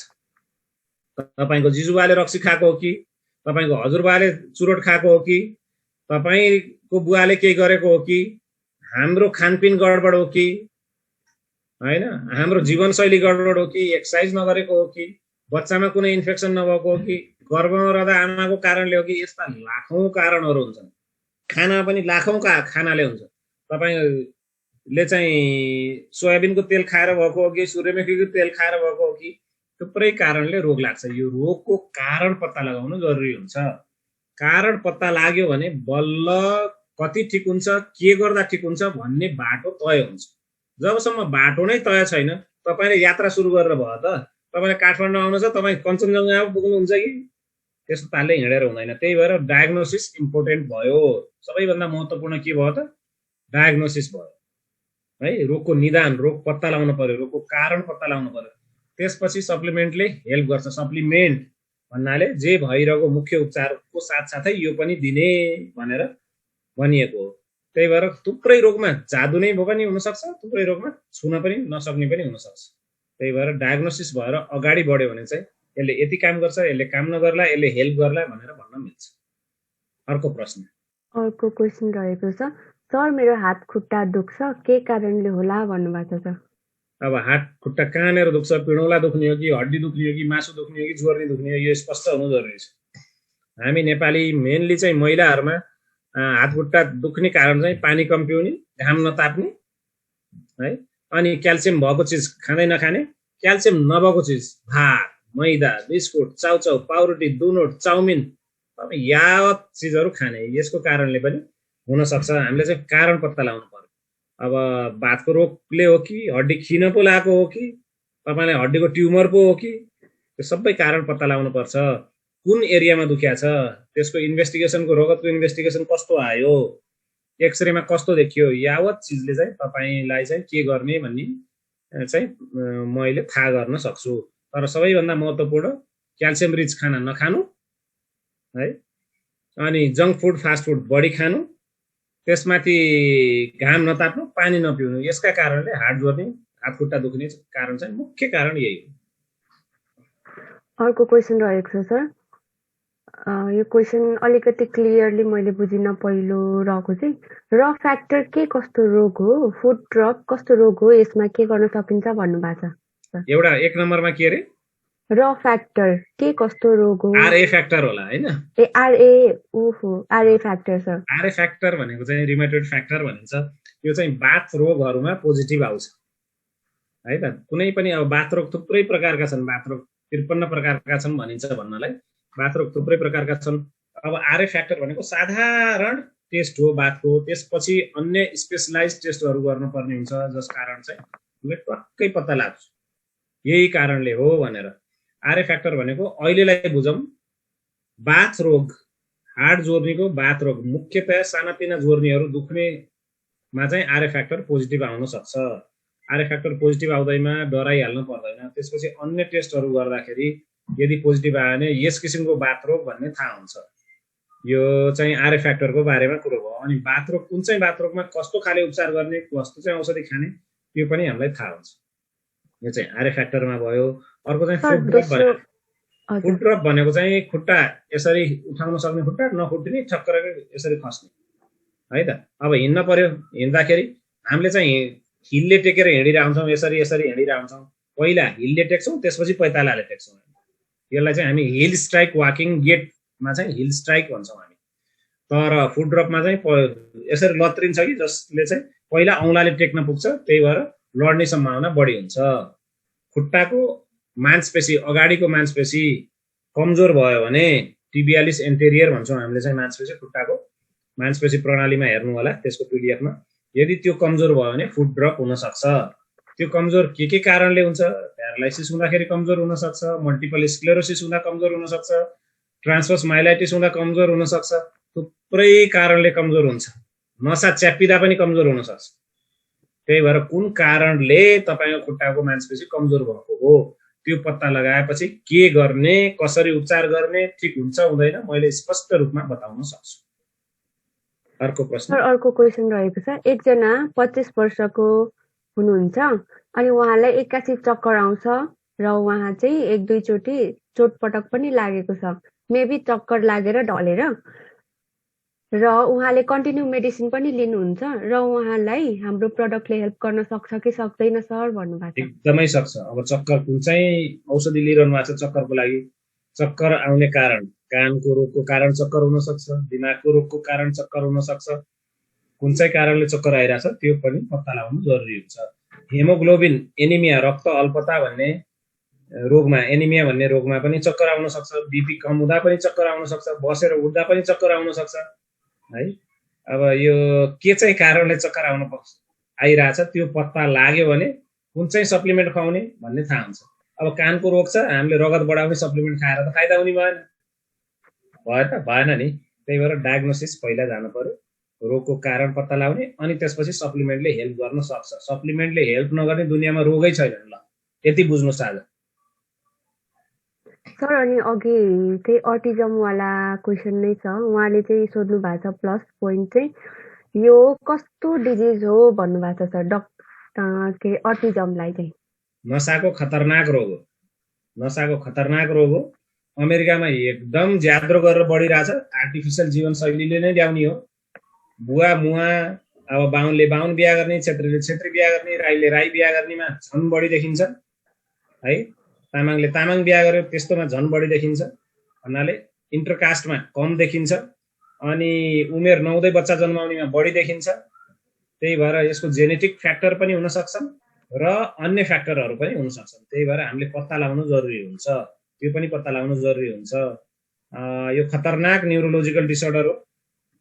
यदि समयमा बच्चाले ट्रिटमेन्ट पाएन भने, उपचार पाएन भने उसको जिन्दगी बिग्रिन नि सक्छ। जिन्दगी बिग्रेपछि एउटा बच्चालाई हेरेर एकजना जिन्दगीभरि त्यही पछाडि गोठालो लाग्ने पनि बनाउन सक्छ। त्यस किसिमको खतरनाक खाले रोग हो। अहिले आएर चाहिँ ठिक हुन्छ भनेर 2-4 वटा रिसर्चले भने अनुसार आशा जागेको छ। Okay doctor. र अर्को क्वेसन रहेको छ, कम्मरमा नसाको प्रब्लम छ भने के गर्ने सर भन्दै हुनुहुन्छ। उम्, अब हजुरले भन्न खोजेको कम्मरमा नसा च्याप्या छ भन्न खोज्नु भएको होला नसाको प्रब्लम। हैन। अब नसा च्यापिँदा के गर्ने भनेर डाक्टर, अब यो ठुलै च्याप्टर हुन्छ, कुनै दिन हामीले यसको नसा च्यापिने बारेमा मात्र डिस्कस गरौँला। एउटा काम के गर्नुहोस् भने तपाईँले डाक्टर सुनिल पौडेल भनेर युट्युबमा हाल्नुहोस्। त्यो हालिसकेपछि त्यो च्यानलभित्र जानुहोस्। च्यानलभित्र गइसकेपछि त्यो च्यानलमा मेरो फोटो देखिन्छ, त्यसैमा मेरो आँखैमा पट्टा हालिदिनुहोस् है त, क्लिक गरिदिनुहोस्। अनि त्यसपछि च्यानलभित्र जान्छ, त्यसको प्लेलिस्टमा जानुहोस्। प्लेलिस्टमा गइसकेपछि तपाईँले तल खोज्नुहोस्। खोज्दाखेरि जान्नै पर्ने 1, जान्नै पर्ने 2, जान्नै पर्ने 3, यसरी छ। तपाईँले जान्नै पर्ने 1 भनेर खोज्नुहोस्, जसमा चाहिँ मैले नसा किन च्यापिन्छ, कसरी च्यापिन्छ, के गर्ने के नगर्ने, कसरी गर्ने, कुन किसिमको नसा च्यापिँदा के गर्नुपर्छ, के गर्नै हुँदैन, कसैको किन ठिक हुन्छ, कसैको ठिकै हुँदैन, कसैको चाँडै ठिक हुन्छ, कसैको ढिलो ठिक हुन्छ, यसका कारणहरू के हुन् सबै मैले त्यसमा राखेको छु। त्यो हेर्नुभयो भने तपाईँ स्पष्ट हुनुहुन्छ, होइन भने मैले 1 महिना लाएर तपाईँलाई सम्झाउनु पर्ने हुन्छ। र अर्को क्वेसन रहेको छ सर। सर, घुँडादेखि उँधो, गोलीगाँठादेखि उँभो, नली खुट्टा राति बेसी दुख्छ, कुन प्रडक्ट युज गर्नु सर भन्दै हुनुहुन्छ। क्याल्सियम युज गरिहाल्नुहोस्, तर क्याल्सियम युज गर्नभन्दा अगाडि पानी युज गर्नुहोस्। पानी तपाईँले 2.5 लिटरभन्दा माथि हरेक दिन पिउनुपर्छ है। ओरेन्जको क्याल्सियम तुरुन्तै युज गर्ने। अहिले सुरुवातमा 2-4 दिन बिहान 2टा बेलुका 2टा खानुहोस्, त्यसपछि बिहान एउटा बेलुका एउटा खानुहोस्, त्यसपछि बिस्तारै दिनको एउटामा लानुहोस्। घाममा बस्नुहोस्, घाममा मजाले मालिस गर्नुहोस् दिनभरि है। एक्सर्साइज थोरै थोरै गर्नुहोस्। ओभर एक्सर्साइजले पनि यस्तो हुनसक्छ, कसैलाई आइरन नपुगेर पनि नली हड्डी दुखेको हुनसक्छ। त्यस्तो व्यक्तिहरूले आइरन बढी हुने खानाहरू पनि खानु जरुरी हुन्छ, जस्तै सागपात, चुकन्दर है, तरकारीहरू, यस्तो चिज प्रशस्त मात्रामा खाने गर्नाले पनि यो रोगमा फाइदा हुन्छ। र अर्को क्वेसन रहेको छ सर। हस्पिटलको मेडिसिन लिँदै गरेको बिरामी मान्छेलाई किन सप्लिमेन्ट दिँदा हस्पिटलको मेडिसिन छोडाउनु हुँदैन सर भन्नुभएको छ। अब मानौ मलाई उच्च रक्तचाप छ, कोलेस्ट्रोल छ, सुगर छ, मैले मेरो जिन्दगी धक्का खाएर चलिरहेको छ। मानौ सन चाहिँ मलाई केही पनि छैन नि, मेरो खानदानलाई सबै भए पनि मलाई चाहिँ छैन, किनकि म सचेत छु। म 50 वर्ष पुग्न लाग्छु भनेर भन्न सक्नुहुन्छ तपाईँले? सक्नुहुन्न नि है त। अब म दौडिने हो भने मेरो नातिहरूलाई म आफै जित्न सक्छु। त्यो किन भन्दाखेरि मैले मेरो जीवनशैली व्यवस्थापित गरेसम्म म स्वस्थ हो। मैले नि मेरा साथीहरू जस्तै भोलिदेखि यसो बेलुका बेलुका चुस्की लाउन थालेँ, जे पाए त्यही खान थालेँ, एक्सर्साइज बन्द गरेँ भने त म पनि उही त हो नि। मेरा जुनियरहरू हेर्नु भयो भने मेरा काका बाउ जस्ता देखिन्छन्। हेर्नुहोस्, काका बाउ होइन, हजुरबाउ जस्ता देखिने पनि जुनियरहरू छन् मेरा। त्यही भएर यो आफूले आफैलाई मेन्टेन गर्ने प्रक्रिया हो। तर अब मानौ मैले मेन्टेन गरिनँ, मलाई रोग लाग्यो, अब तपाईँको गाडीलाई त धक्का दिन त पर्यो नि, चलाउँदै नचलाएर कुहिन दिन त भएन। धक्का लगाएर चलाउने प्रक्रियालाई चाहिँ मेडिसिन भनिन्छ। त्यसले तपाईँलाई पूर्ण रूपमा ठिक गर्ने होइन, तर तपाईँको जिन्दगी चाहिँ चलिरहोस् भनेर पछाडिबाट धक्का दिने। अब म मेरै साथीहरूका कुरा गरौँ, खान्छन् मजाले पिउँछन्, अनि फेरि 2-4 दिनपछि पश्चाताप हुन्छ, फेरि 5-6 दिन खाना बार्छन्, 2-4 दिन एक्सर्साइज गर्छन्, फेरि 4 दिन कि 4 दिन फेरि अँधेरी रात भने जस्तै फेरि घुमी फेरि रुम्जाटार है त। यो चक्कर चलै छ। अनि डाक्टरले घरि डराउन दिन्छ, घरि औषधि यति थप दिन्छ, घरि घटाइदिन्छ। यदि औषधि नखाने हो भने त ती व्यक्तिहरू हार्ट एट्याक भएर मर्लान्, स्ट्रोक भएर मर्लान् है। अब तुरुन्तै क्षति हुन सक्छ। यदि अल्सर भएको व्यक्तिले अल्सरको औषधि खाएन भने ब्लिडिङ भएर ठाउँको ठाउँ जानु पर्ला, भोलि अपरेसन गरेर काट्नु पर्ला, आदि इत्यादिको निम्ति औषधि त खानै पर्यो नि, होइन र। तर सुगर, प्रेसर, कोलेस्ट्रोल आदि इत्यादि जति पनि रोग छन्, ग्यास्ट्रिक, अल्सर, यो औषधि मात्र खाएर रोग ठिक हुने रोगै होइनन्। किनकि रोग कसले पैदा गरे? औषधिले पैदा गरे हो, कीटाणुले पैदा गरे हो। र औषधिले ठिक हुने रोग मान्छे आफैले पैदा गरेको छ। आफैलाई ठिक गर्न पर्यो नि। ठिक गर्न केलाई पर्यो? शरीरलाई हो र। यो खोपडीलाई ठिक गर्न पर्यो पहिला। जबसम्म खोपडी ठिक हुँदैन मान्छे ठिकै हुँदैन है त। पहिला यो डिटर्मिनेसन हुनु पर्यो कि म स्वस्थताको बाटोतिर हिँड्छु।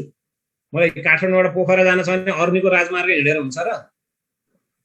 म पृथ्वी राजमार्गै हिँड्न पर्यो नि। अर्नीको राजमार्ग पुगेर तातो पानी पुग्छु नि म। यस्तै छ अहिलेको जिन्दगी। त्यही भएर यस्तो जिन्दगी भएको हुनाले औषधि थुप्रै व्यक्तिलाई जरुरत पर्नै पर्छ, किनकि उनीहरूको जिन्दगी धक्का मारेर चलाइँदैछ। तर त्यो पर्मानेन्ट सोलुसन होइन। अब हामी सप्लिमेन्ट दिने व्यक्तिहरूले सम्झाउनु पर्यो, हेर भाइ यो कारणले हुँदैछ, यस्ता पनि डक्टरहरू हुन्छन् जसले औषधि घटाउने काम गर्छन् र तँलाई कसरी औषधि घटाइदिने भन्ने पनि सिकाइदिन्छन्। त्यस्तो डक्टर कहाँ लानु पर्यो? यस्तालाई चाहिँ नेचुरोप्याथ, प्राकृतिक चिकित्सक भनिन्छ है। यिनीहरूको काम चाहिँ औषधि घटाउने र व्यक्तिलाई बिचबिचमा मोनिटर पनि गर्नुपर्छ। अब औषधि घटायो, जाँचेन, ल प्रेसरको औषधि मैले घटाइदिएँ एकजनालाई, तर ऊ जाँच्नै आएन, भोलि ब्याट्ट प्यारालाइज भएर तपाईँले अघि भन्नुभयो भने प्रेसरले हानेर मर्यो अरे मानव। यस्तो हुन सक्दैन र, यस्तो हुन नि सक्छ। त्यही भएर औषधि छुटाउन त भएन, तर औषधि डक्टरले चाहिँ औषधि कम गर्दै जान सक्छ। जसले लेखेको हो, यदि तपाईँको प्रेसर को औषधि खाएर तपाईँको बिपी 120/80 छ, तपाईँले छोड्नु भने त त्यो बढ्न सक्छ। तर सप्लिमेन्ट खाँदै गर्दाखेरि र जीवनशैली सुधार गर्दै गर्दाखेरि यदि तपाईँको प्रेसर 100/70 आयो, 100/60 आयो भने डक्टर, त्यो औषधि खुवाउने डक्टर पनि डराएर औषधि बन्द गर्छ हेर्नुहोस्। त्यही भएर कसले जिम्मा कसले लिने? आफैले लिन सिकाउनु पर्यो। यो पहिलो चिज सिकाउनु पर्यो। त्यसपछि सप्लिमेन्ट भनेको त्यसलाई सहयोग गर्ने हो। औषधि घटाउने छुट्टै किसिमका डक्टर हुन्छन्, सप्लिमेन्ट चलाउने उनीहरूले हो वास्तवमा। तैपनि थुप्रै सप्लिमेन्ट चाहिँ जसले चलाउन नि मिल्छ भनेर साधारण हानि नगर्ने सप्लिमेन्टहरू चाहिँ हामीले चलाउन पनि मिल्छ। त्यस किसिमका सप्लिमेन्ट चलाउने र बिचबिचमा त्यस्ता डक्टरहरूलाई भेटाउने जसले गर्दाखेरि उसको जीवनशैली, खानपिन, बेहोरा, तनाव कसरी ह्यान्डल गर्ने त्यो क्षमता बढ्दै जान्छ र रोग ठिक हुने क्षमता बढ्दै जान्छ। जसले गर्दाखेरि सप्लिमेन्ट मात्रैले पनि रोग ठिक हुन सक्छ र पछि गएर सप्लिमेन्ट पनि छोड्ने अवस्था पनि आउन सक्छ। अब हामीले अर्को कुरो के बुझौँ भने, हामी के खान्छौँ? भात दाल तरकारी, भात दाल तरकारी। त्यो भात दाल तरकारी मन पर्ने जिन्दगरी भात दाल तरकारी खाइदिन्छ। भेराइटी भने खै त, त्यो भातमा जे छ केही पनि छैन। भातमा सेतो भात खान्छौँ, केही पनि शरीरले काम लाग्ने केही पनि छैन। दाल एउटा मनपर्छ, त्यही दाल धोकै छ, त्यसमा भएको तत्त्व बढी भइसक्यो, त्यो अर्को दालमा भएको अथवा अन्य तरकारीमा भएको तत्त्व नै छैन। अनि तरकारी पनि जे मन पर्यो त्यही खान्छौँ। मन नपर्ने खानाको तत्त्व शरीरले पायो त पाएन नि, अनि त्यसलाई कसरी परिपूर्ति गर्ने? त्यसको कारणले रोग जे पैदा भइरहेछ त्यसलाई कसरी ठिक गर्ने? सप्लिमेन्ट लिन पर्यो नि त अब। त्यही भएर सप्लिमेन्टको ठुलो भूमिका छ र औषधिको पनि भूमिका छ। जथाभावी औषधि छोडेर सप्लिमेन्ट मात्र खाएर त ज्यानलाई हानि पनि हुनसक्छ, भोलि आएर मार्न पनि सक्छ, पिट्न सक्दैन। केही भइहाल्यो भने बाई मिस्टेक प्यारालाइज भयो अरे, औषधि छुडाएर अनि तपाईँको सप्लिमेन्ट दियो, यसैले दियो भनेर तपाईँले गाउँ निकाला गर्दैन नि त, लखेट लान्ने। त्यही भएर औषधि आफ्नो ठाउँमा, सप्लिमेन्ट आफ्नो ठाउँमा र यो औषधि घटाउने डक्टरहरूको प्रयोग गर्नु जरुरी हुन्छ। अर्को प्रश्न, अर्को क्वेसन रहेको छ। सर, 6-7 वर्षको बाबु पढाइमा एकदम स्लो छ, के गर्न सकिन्छ होला भन्नुभएको छ। यस्ता व्यक्तिलाई पिट्न पर्छ। अब के कारणले हो भन्ने पहिला पत्ता लगाउनु पर्यो। मुवा नै मूर्ख छन् भने बच्चा पनि मूर्ख त जन्मिन सक्छ। त्यो एउटा कारण हो है। अब त्यो पढ्ने भने, तर मुवा मूर्ख हुँदैमा बच्चा मूर्खै हुन्छ भन्ने छैन। बुवा मूर्खको एकदम इन्टेलिजेन्ट पनि बन्न सक्छ। यो भनेको हुर्काइ कसरी छ है। हामीले जस्तो फुल रोपे पनि मल जल कस्तो छ, चाहिए बेला मल दिनु भएको छैन, जल दिनु भएको छैन, घाममा राख्नु भएको छैन। यो सबै चिज जरुरत हुन्छ। घाम पनि जरुरत हुन्छ, मल पनि जरुरत हुन्छ, जल पनि जरुरत हुन्छ, हावा पनि जरुरत हुन्छ, पानी पनि जरुरत हुन्छ। सबै चिज मिलायो भने बल्ल राम्रो हुन्छ। त्यस्तै यदि विद्यार्थीको त्यति स्मरण शक्ति छैन भने त्यसको निम्ति पनि सप्लिमेन्टहरू छन्। ब्रेन्टो भन्ने एउटा सप्लिमेन्ट छ, हर्बल औषधि हो। म लद्दु हुँदा चाहिँ मैले त्यही खाथेँ। ब्रेन्टो भन्ने छ। अब यो घोडताप्रे, शङ्खपुष्पी यस्ता चिजहरू पनि छन् है त। यस्ता हाम्रो घर वरिपरि पाइने जडीबुटीहरू छन् जसले चाहिँ ब्रेनको अक्सिजनेसन पावर, ब्रेनको मेटाबोलिजम, ब्रेनको पावर बढाउन सक्छ। यस्ता घोडताप्रेहरू भयो, यस्तालाई प्रयोग गर्न पनि सकिन्छ। त्यो एउटा सप्लिमेन्ट एक ठाउँमा भयो। दोस्रो ठाउँमा हामीले के याद राख्न पर्यो भने उसकोलाई सिकाइ, उसले कुन प्रकारले सिक्ने, त्यो सिकाइ ठिक छैन, टिचर ठिक हो कि होइन, स्कुल ठिक हो कि होइन, उसका साथीसँग ठिक छन् कि छैनन्, बुवा मुवाले पनि त्यो इन्भाइरोमेन्ट क्रिएट गर्नु भएको छैन, त्यो पनि पत्ता लगाउनु जरुरी हुन्छ। यदि यो सबै मिल्यो भने अनि बुद्धु व्यक्ति पनि पास हुन्छ, राम्रो काम गर्छ, राम्रो मार्क्स ल्याउन सक्छ। र अर्को क्वेसन रहेको छ सर, मेरो टाउको दुखिरहन्छ, के कारणले होला सर? अनि छिट्टो जे कुरा पनि बिर्सिन्छु भनेर भन्नुभएको छ। के छिट्टो के गर्छु रे? बिर्सिन्छु। उमेर कति छ?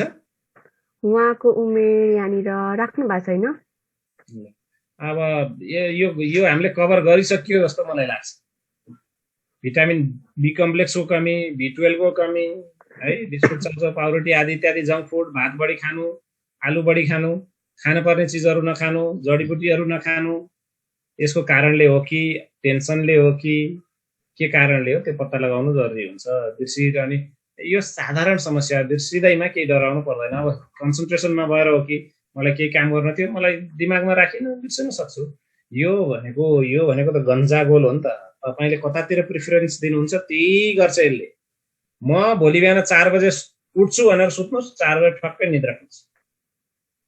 तपाईले यसलाई कसरी ट्रेन गर्ने हो? आजभोलि कस्तो भएको छ भने उल्टै यसले मान्छेलाई रिङाइरहेको हुन्छ। यो त हाम्रो चिज होइन र हामीले यसलाई घुमाउने हो नि। त्यस्तै जिब्रो पनि हामीले जिब्रोलाई घुमाउने हो, जिब्रोले हामीलाई घुमाउने होइन। त्यही भएर मैले जे भन्छु जिब्रोले त्यो खाने हो, जिब्रोले जे माग्छ त्यो दियो भने त गइगयो नि। त्यही भएर यो सबै चिजमा हामीले ख्याल राख्न पर्ने हुन्छ। अघि भनेका सप्लिमेन्टहरुमा पनि तपाईले ध्यान राख्नुपर्छ।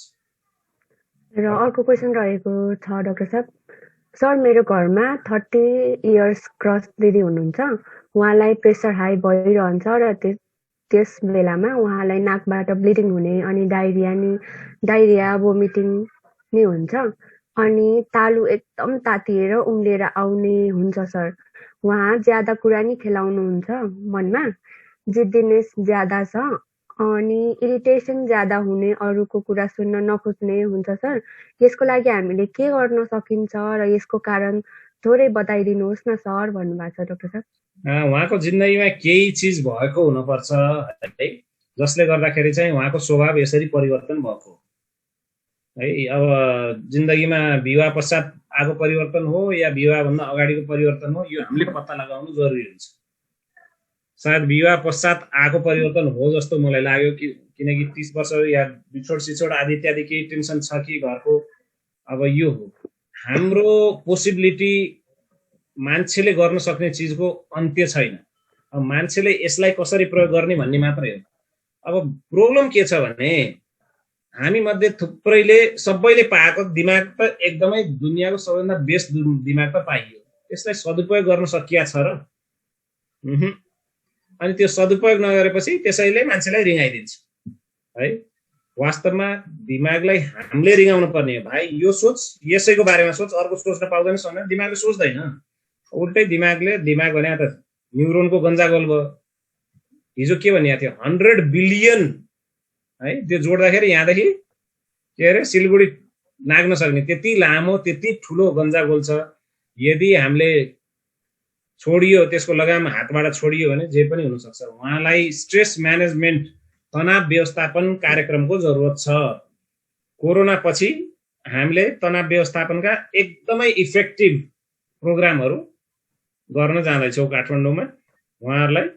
उहाँलाई गाडी चढाएर पठाइदिने त्यो प्रोग्राममा म राख्छु। साथसाथै त्यति बेला म उहाँको के खाने के नखाने जीवनशैली आदि इत्यादि पनि सुधार गर्छु। उहाँले आफ्नो ब्रेनलाई कन्ट्रोल गर्न सकिरहनु भएको छैन, त्यति मात्रै हो। मान्छेले कहिलेकाहीँ के सोच्छ भने मैले त्यो रामेले लोग्नेले सुखी राख्दिने हो, गाडी चाहिँ किनेर म सुखी हुने हो, घरमा ठुलो टिभी भयो भने म सुखी हुने हो भनेर सोच्छ। वास्तवमा सुख बाहिर छैन, भित्र छ। मान्छे भित्रबाट सुखी भए छाप्रोमा नि सुखी हुन्छ, महलमा नि सुखी हुन्छ। दुखी हुने मान्छे छाप्रोमा नि दुखी हुन्छ, महल पाए पनि ऊ दुखी नै रहन्छ। किनकि दुःख भनेको यसले के पर्सिभ गर्ने त्यो दुःख हो। मैले सधैँ उदाहरण दिने गर्छु, घाम लाग्यो या पानी परेर अचाक्ली भयो भने तपाईँ त्यो हरेक थोपासँग झगडा गरेर बस्न सक्नुहुन्छ? सक्नुहुन्न नि। टेन्सन भनेको यही हो। पानी परेको बेला त्यो थोपासँग झगडा गरेर बस्ने कि थोपासँग झगडा गरेर बस्ने कि तपाईँ आफ्नो छाता ओढेर आफ्नो बाटो तताउने। यो छाता ओढ्ने प्रक्रियालाई चाहिँ स्ट्रेस म्यानेजमेन्ट भनिन्छ, तनाव व्यवस्थापन। वास्तव तनाव आउनु, दिमागमा तनाव आउनु भनेकै मूर्खताको लक्षण हो। मूर्खताको पहिलो लक्षण के हो भने तनाव। यदि कसैलाई तनाव छ भने तपाईँ मूर्ख हो। अब तपाईँ पटमूर्खतिर जाने कि बुद्धिमानतिर जाने? किन मूर्ख हो भन्दाखेरि तनाव भनेको यहाँ आउने होइन, अनि तपाईँले आउन दिने न हो। कुनै चिज त्यहाँ छ, अरू एकजनालाई तनावै हुँदैन त्यो चिज त्यहाँ आउँदा, अर्कोलाई तनाव हुनु भनेको के हो? त्यो चिजको प्रब्लम हो र मान्छेभित्र प्रब्लम रहेछ नि। त्यो मान्छेभित्र प्रब्लम हुनु, त्यो मान्छे मूर्ख हुनु हो। त्यही भएर हाम्रो दिमागलाई हामीले चलाउन सक्यौँ, यो स्नायु प्रणालीलाई हामीले चलाउन सक्यौँ भने तनाव हुँदै हुँदैन। जे होस् न, पृथ्वी पुरै पल्टियोस्, त्यो मान्छे नै मरोस्, मर्ने अवस्था आए पनि तनाव नहुन सक्छ। त्यो स्थिति हामीले आफैले पैदा गर्ने हो है त। त्यही भएर उहाँलाई केही तनाव छ, त्यो तनावको पनि व्यवस्थापन गरौँ, साथसाथै उहाँको जीवनशैलीको पनि व्यवस्थापन गरौँ। यो दुईटा गर्ने बित्तिकै सायद उहाँको प्रेसर पनि ठिक हुन्छ र उहाँ तपाईँले भन्नुभयो नाकबाट ब्लिडिङ हुन्छ, भोलि दिमागमा ब्लिडिङ भयो भने त प्यारालाइज भएन र। त्यही भएर यसको सकेसम्म चाँडै हामीले चाहिँ समाधान गर्नु जरुरी देख्छु म चाहिँ। हामीले थोरै भए पनि अर्को च्याप्टर पनि पढ्न पर्ने हुन्छ। अब तपाईँहरूलाई कतिको एनर्जी छैन। 31वटा भन्दा बढी छ सर, के गरौँ? अब 5 क्वेसनलाई मिलाएर 10वटा क्वेसनमा अन्त्य गरौँ न त, त्यसलाई 2-4वटा क्वेसनमा अन्त्य गरिदिउँ। Okay sir. यहाँनिर जोड्ने सम्बन्धी र कम्मरमा नसा च्यापिएको सम्बन्धी अघि नै भइसकेको छ। यहाँनिर त्यो सम्बन्धी पनि क्वेसन आएको छ। युट्युबमा जाने मेरो हेर्ने नसा च्यापिएको डाक्टर सुनिल पौडेल भन्ने र तपाईले टाइप गर्ने बित्तिकै युट्युबमा हजुर। र अर्को क्वेसन रहेको छ सर, लिङ्गको राइटबाट हिँड्दा र उभ्दा मासुको अण्डाशय जस्तो कमुलो निस्कन्छ, यो के कारणले हो भन्दै हुनुहुन्छ सर। यो रोगलाई चाहिँ इन्ग्वाइनल हर्निया भनिन्छ। तपाईँ सुतेर भिडियो एक्सरे गर्नुपर्छ, उठेर भिडियो एक्सरे गर्नुपर्छ। यदि हर्निया हो अनि प्रमाणित भयो भने तपाईँले अपरेसन गराउनै पर्छ। अर्को प्रश्न। हजुर। र अर्को क्वेसन रहेको छ, डाक्टर साहब मेरो नि एउटा प्रब्लम छ। मेरो यो घाँटीदेखि उँधो छातीदेखि माथि एउटा गाँठो तलमाथि गरिरहन्छ, बट दुख्दैन, अप्ठ्यारो हुन्छ घरिघरि। राति सुतेपछि बिहान उठ्दा फेरि त्यो गाँठो तलमाथि गरिरहन्छ भन्नुभएको छ, के कारणले होला भन्नुभएको छ सर। हामीले तुरुन्तै एउटा राम्रो डायग्नोस्टिक कहाँ गएर हाई क्वालिटी हाई रिजोल्युसनको मस्कुलो स्केलेटल अल्ट्रासाउन्ड भनिन्छ। भिडियो एक्सरे हो तर पेटको भिडियो एक्सरे होइन, त्यसले देखाउँदैन। मस्कुलो स्केलेटल अल्ट्रासाउन्ड भनेको हाई रिजोल्युसनको 50 लाख भन्दा माथिको एउटा अल्ट्रासाउन्ड कतै छ भने त्यहाँ गएर त्यसलाई हेर्न पर्ने हुन्छ। त्यो हेर्यो भने यो कारणले हो भनेर पत्ता लाग्छ। त्यसपछि के गर्ने म हजुरलाई भन्छु है त।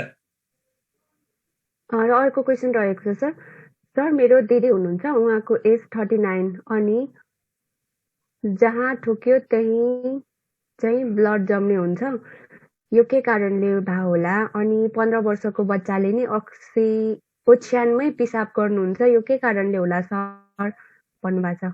यो ओछ्यानमै पिसाब गर्ने चाहिँ मानसिक र न्युरोलोजिक रोग हो।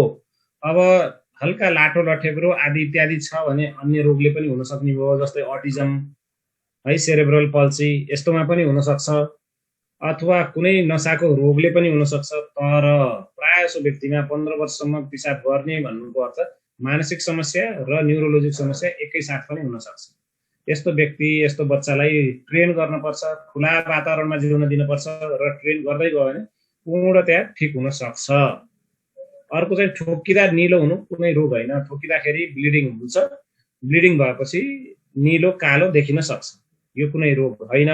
तर साधारण अब यसरी गर्दा पनि त्यस्तो देखिन्छ भने चाहिँ हामीले इन्भेस्टिगेसन गर्नुपर्छ, रक्त जाँच, त्यसमा पनि साधारण सबै रगतको जाँच थाइरोइडसम्म गरिसकेपछि पिटिआइएनआर भन्ने टेस्ट पनि हुन्छ। त्यो पिटिआइएनआर टेस्ट भयो भने कसैलाई रगत बगिरहने रोग हुन्छ है। हामीले अस्ति पढेका थियौँ प्लेटलेट कम हुने र क्लटिङ फ्याक्टर, रगतमा क्लटिङ फ्याक्टरहरू पनि हुन्छन् जसले चाहिँ रगत जमाउँछ, भिटामिन के कम हुने, यस्तो कारणले पनि हुन सक्छ। हामीले पत्ता लगाउनु पर्छ, हामीले चेक गर्नुपर्ने सबै चेक गर्नु पर्यो, त्यसमाथि पिटिआइएनआर चेक गर्नु पर्यो, भिटामिन के पनि चेक गर्नु पर्यो है त। त्यसपछि म पक्कै भन्छु यो कारणले हो, यो खानुहोस्, यो गर्नुहोस्, यसरी ठिक हुन्छ, अथवा के गर्नुपर्छ म भन्न सक्छु। सर अर्को क्वेसन रहेको छ, 14 वर्षको बच्चाको हात खुट्टा दरो भएर हिँड्न पनि सक्दैन र बोल्न पनि सक्दैन, के कारणले होला? यहाँनिर भन्नुभएको छ उलियस रोग भनेको थियो तर ओखती खाँदा केही फरक परेको छैन, के कारणले होला भन्नुभएको छ। के रोग भनेको थियो? यहाँनिर चाहिँ लेख्नु भएको छ उइलस। त्यस्तो रोग त मैले सुनेको छैन। त्यही स्पेलिङ नमिलेर पनि हुनसक्छ। अब यो रोगलाई चाहिँ स्पास्टिक क्वाड्रिपरेसिस भनिन्छ। रोगको नाम चाहिँ स्पास्टिक क्वाड्रिप्लेजिया हो। अब यो स्पास्टिक क्वाड्रिपरेसिसको कारण के हो मलाई थाहा भएन। दिमागको एमआरआई सिटी स्क्यान र नसाको एनसिबी इएमजी भन्ने टेस्टले टक्क देखाउँछ। यो गरिसकेको हुनुहुन्छ भने मलाई तपाईले रिपोर्टहरू सबै पठाउन सक्नुहुन्छ। त्यो हेरेर अनि मैले ठिक हुन्छ हुँदैन के गर्नुपर्छ भन्न सक्छु। Okay sir. सर अर्को क्वेसन रहेको छ। सर मेरो आँखाको परेलाको भागमा कहिले सानो सानो बिबिर आएको हुन्छ, दुवै आँखामा कहिले आउने कहिले आफै जाने गर्छ भन्नुभएको छ सर। मैले बुझ्न सकिन यो रोग। आँखाको परेलामा मैले हैन त्यो कुरो त बुझी, रोग चाहिँ बुझ्न सकिन। एककाली या त आई स्पेशलिस्टलाई देखाउनुस् या छालाको स्पेशलिस्टलाई देखाउनुस्। अब यो भित्र आछ कि बाहिर आछ त्यो हेरेर, भित्र आछ भने त आँखाको स्पेशलिस्टलाई तुरुन्तै देखाइहाल्नुहोस्। के कारणले हो त्यो ठुलो आएको बेलामा, ठुलो भएको बेलामा तुरुन्तै गएर देखाउनु होला। त्यो देखाइसकेपछि के गर्ने भन्ने पत्ता लाग्छ अनि के गर्नु है। यो मैले बुझ्न नसकेको परे आज त्यस। सर अनि अर्को क्वेसन रहेको छ। सर मेरो भाइको नानी हो, जन्मेको 1 मन्थ हुँदा नै एकपट्टि अण्डकोश सुनेर हस्पिटलमा चेक गर्दा अहिले अपरेसन गर्न मिल्दैन, यस्तो भयो भने 2 इयर्स पुगेपछि अपरेसन गर्नुपर्छ भन्नुभएको थियो। अहिले 3 इयर्स भयो अपरेसन गरेको छैन, कहिले काहीँ सुनिने गर्छ फेरि आफै ठिक हुन्छ, के कारणले होला सर र यसको लागि के गर्न सकिन्छ भन्नुभएको छ। हाइड्रोसिल हुन सक्छ। हाइड्रोसिल पनि हर्निया, इन्ग्वाइनल हर्नियाका कारण हुन सक्छ। यदि हर्नियाका कारण हाइड्रोसिल हो भने अपरेसन गर्नै पर्छ। अर्को प्रश्न र अर्को क्वेसन रहेको छ। सर निदेखि उँधो सबै पोल्छ, पैतालासम्म नै के कारणले होला भन्नुभएको छ। अब तपाईको प्रोफेसनका कारण हुन सक्छ, तपाईलाई कुनै केमिकल टक्सिसिटीले हुन सक्छ, तपाई पेन फ्याक्ट्रीमा काम गर्नुहुन्छ आदि इत्यादि हुनुहुन्छ, कुनै केमिकलमा काम गर्नुहुन्छ भने त्यो केमिकलको साइड इफेक्टले हुन सक्छ, तपाईले प्रयोग गरेको विषादीका कारण हुन सक्छ, भिटामिन बी कम्प्लेक्स र बी12 को कमीले हुन सक्छ, नसा च्यापिएर हुन सक्छ, नसाको रोगमा हुन सक्छ। जे भए पनि यो नसाको रोग हो 100% है। अब यसका मैले कारणहरू भनी त्यस अनुसारले तपाईले कारण पत्ता लगाएर उपचार गर्नु जरुरी हुन्छ। अहिले तुरुन्तै चाहिँ तपाईले भिटामिन बी12 एक्टिभेटेड फर्ममा मिथाइकोबालामिन भनिन्छ त्यो भिटामिन र बी कम्प्लेक्स तुरुन्तै खान सुरु गर्नुहोस्। साथसाथै सागपात, फलफुल, तरकारी, सलाद मात्रै खानुहोस्, अन्य चिजहरू तपाईले छोड्दै पनि केही हुँदैन। र सर अघि हजुरले ब्रेन टु सप्लिमेन्टको बारेमा भन्नुभएको थियो, उहाँले सोध्नु भएको छ सर ब्रेन टु भन्ने सप्लिमेन्ट चाहिँ कहाँ पाइन्छ होला भनिदिनु भयो, आभारी हुने थिएँ भन्नुभएको। आयुर्वेदिक औषधि पसलमा ब्रेन टु भन्ने सप्लिमेन्ट पाइन्छ। ओके। र अर्को क्वेसन रहेको छ। टेन्सनलाई कसरी कन्ट्रोल गर्न सकिन्छ सर? योगाहरू गर्दा पनि सानो सानो कुरामा पनि टेन्सन बढी हुन्छ, के गर्दा कन्ट्रोल होला सर भन्नुभएको। कुरो ठिक हो। टेन्सन आफैले लिने हो, दिने होइन।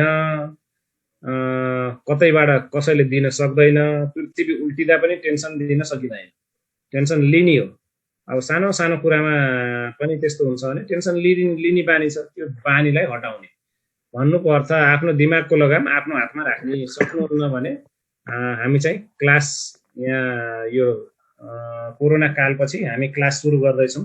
स्ट्रेस म्यानेजमेन्ट, लाइफ म्यानेजमेन्ट भन्नाले तनाव पनि कम गर्ने, जिन्दगी मजेदार जिउने, जस्तो अवस्था होस् न जिन्दगी मजेदार जिन्दगीको इन्जोय लिने, साथसाथै जिन्दगीलाई आफूले चाहेको दिशामा कसरी लाने, हामीले चाहेको यता छ यता यता गइरहेछ त्यस्तो नहोस् भन्नको लागि एउटा लाइफ म्यानेजमेन्ट र स्ट्रेस म्यानेजमेन्ट प्रोग्राम हुन्छ। त्यो प्रोग्राममा भाग लिन आउन सक्नुहुन्छ। म हामीसँग कन्ट्याक्टमा रहिरहनु होला, म पोस्ट गरिरहन्छु यस्ता कुराहरू यही ग्रुपमा, व्हाट्सएप ग्रुपमा। Thank you so much sir. र अर्को लास्ट क्वेसन रहेको छ सर, चिकन पक्स के कारणले हुन्छ सर र यसको लागि कुन कुन सप्लिमेन्टहरू युज गर्दा चाहिँ बेटर हुन्छ भन्नुभएको छ। तपाईले सप्लिमेन्ट भन्दा पनि यो इन्फेक्सनै हो। इन्फेक्सनको लागि तपाईले इन्फेक्सियस डिजिज एक्सपर्टसँगै कुरो गर्नुपर्ने हुन्छ है। अब हुन त थुप्रै ठाउँबाट उन्मूलन गरियो भनिन्छ, तर फेरि आउन सक्छ, इन्फेक्सन हो। सप्लिमेन्ट चाहिँ तपाईले मोरिङ्गा एकदमै राम्रो हुन्छ यसको लागि है त। अब प्रश्न केही छ? प्रश्नहरू सक्यो सर। अब हामी नेक्स्ट सेसनमा ल जाउँ। हामी 10-15 मिनट भए पनि नेक्स्ट सेसन पढ्न सुरु गरौँ है त। Okay sir. ल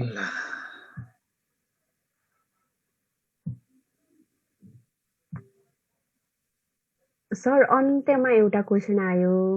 हजुर भन्दै के जानुहोस्। भन्नुभएको छ भने सर हात र खुट्टाको औँला पड्काउन मिल्छ कि मिल्दैन भन्नुभएको छ। पड्काउन मिल्छ तर नपड्काउनु राम्रो है त। हात खुट्टा पड्काउँदाखेरि यो जोर्नीहरू पड्काउँदाखेरि पछि गएर हड्डी खिने, पड्काउँदाखेरि त्यो जोर्नीहरू डिफर्म भएर जाने, जोर्नीहरू ठुलो हुने, सुन्निने आदि रोगहरू हुन सक्छ। त्यही भएर पड्काउनु राम्रो बानी होइन।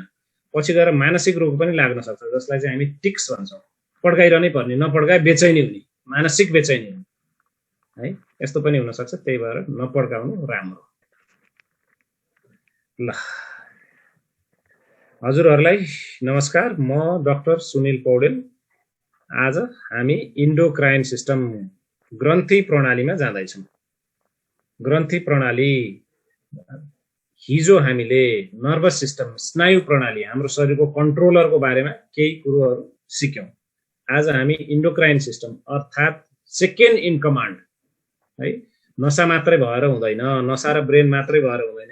यदि इन्डोक्राइन सिस्टम हुँदैन भने शरीरको कुनै पनि अङ्गले केही पनि काम गर्दैन। यदि तपाईले स्नायु नसाहरू, ब्रेन र स्पाइनल कर्डलाई राष्ट्रपति मान्नुहुन्छ भने इन्डोक्राइन सिस्टम भनेको प्रधानमन्त्री जस्तो है, सेकेन्ड इन कमान्ड हो।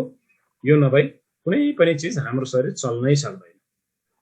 अब इन्डोक्राइन सिस्टम ग्रन्थि प्रणाली हो, तर त्यस्ता ग्रन्थिहरू जसमा चाहिँ नलीहरू हुँदैनन् ती ग्रन्थिहरूलाई चाहिँ इन्डोक्राइन सिस्टम भन्छौँ है।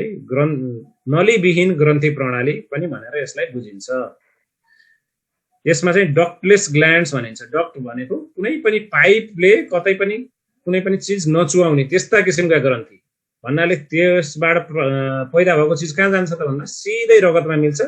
रगतले शरीरभरि फैलाउने काम गर्छ। बुझ्नुभयो? दुई किसिमका ग्रन्थि भयो।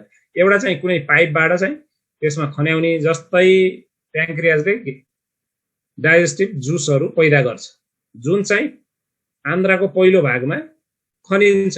त्यो ग्रन्थि चाहिँ कस्तो भयो? डक्ट ग्रन्थि, डक्टवाला ग्रन्थि है, पाइप भएका ग्रन्थि। तर अब प्याङ्क्रियासले अर्को हर्मोन पनि पैदा गर्छ इन्सुलिन भन्छौँ हामी, जसले चाहिँ सुगर कन्ट्रोल गर्दो रहेछ। त्यो चाहिँ पाइप बिना नै रगतमा मिल्छ। त्यस्ता ग्रन्थिहरू जसले चाहिँ विदाउट पाइप डाइरेक्ट रगतमा मिलेर सम्पूर्ण शरीरलाई कन्ट्रोल गरिरहेका हुन्छन्, त्यस्ता ग्रन्थिहरूलाई चाहिँ हामी नलीविहीन ग्रन्थि अर्थात् डक्टलेस ग्ल्यान्ड अर्थात् इन्डोक्राइन सिस्टम भनेर चिन्छौँ।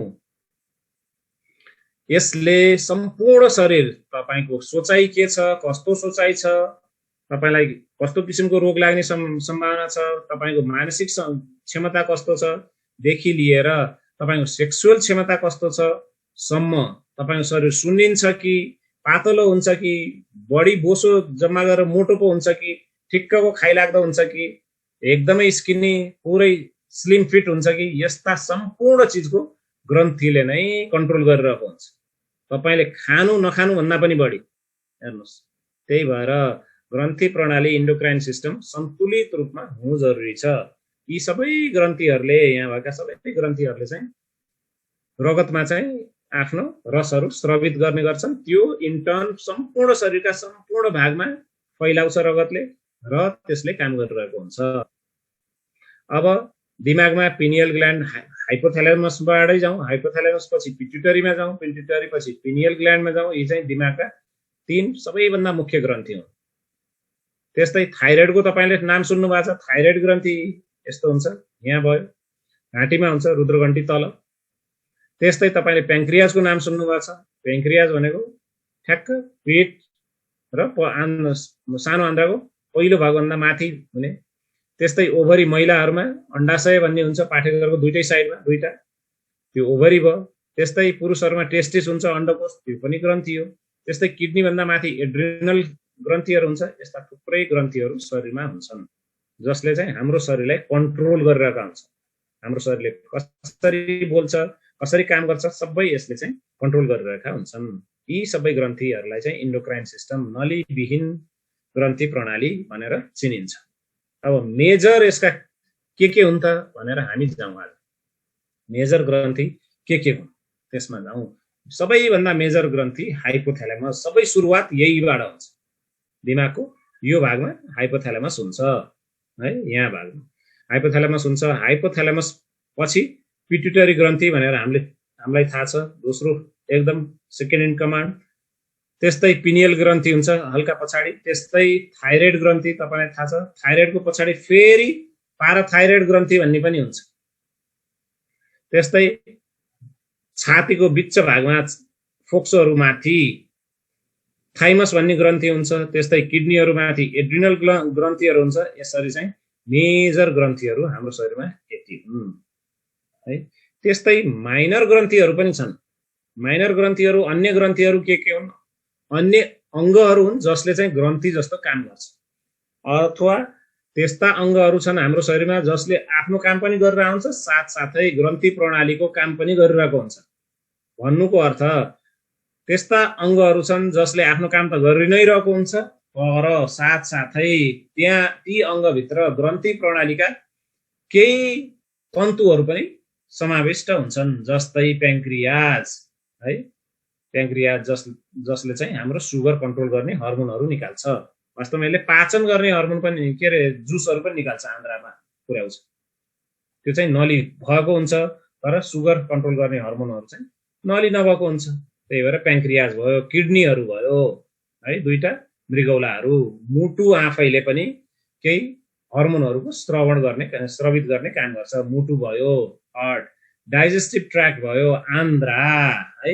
डाइजेस्टिभ ट्र्याक्ट भनेको आन्द्रा, मुखदेखि एनससम्मको भाग है। सम्पूर्ण पाचन प्रणालीले पनि त्यस्तो काम गर्छ। प्लासेन्टा, सालले पनि त्यस्तो काम गर्छ। टेस्टिस भन्नाले अण्डकोशले पनि गर्छ। ओभरिज भन्नाले अण्डाशयले पनि गर्छ। पिनियल ग्ल्यान्ड, यी पनि त्यस्ता अङ्गहरू हुन् जसले हेल्पिङ इन्डोक्राइन सिस्टमको काम गरिरहेका हुन्छन्।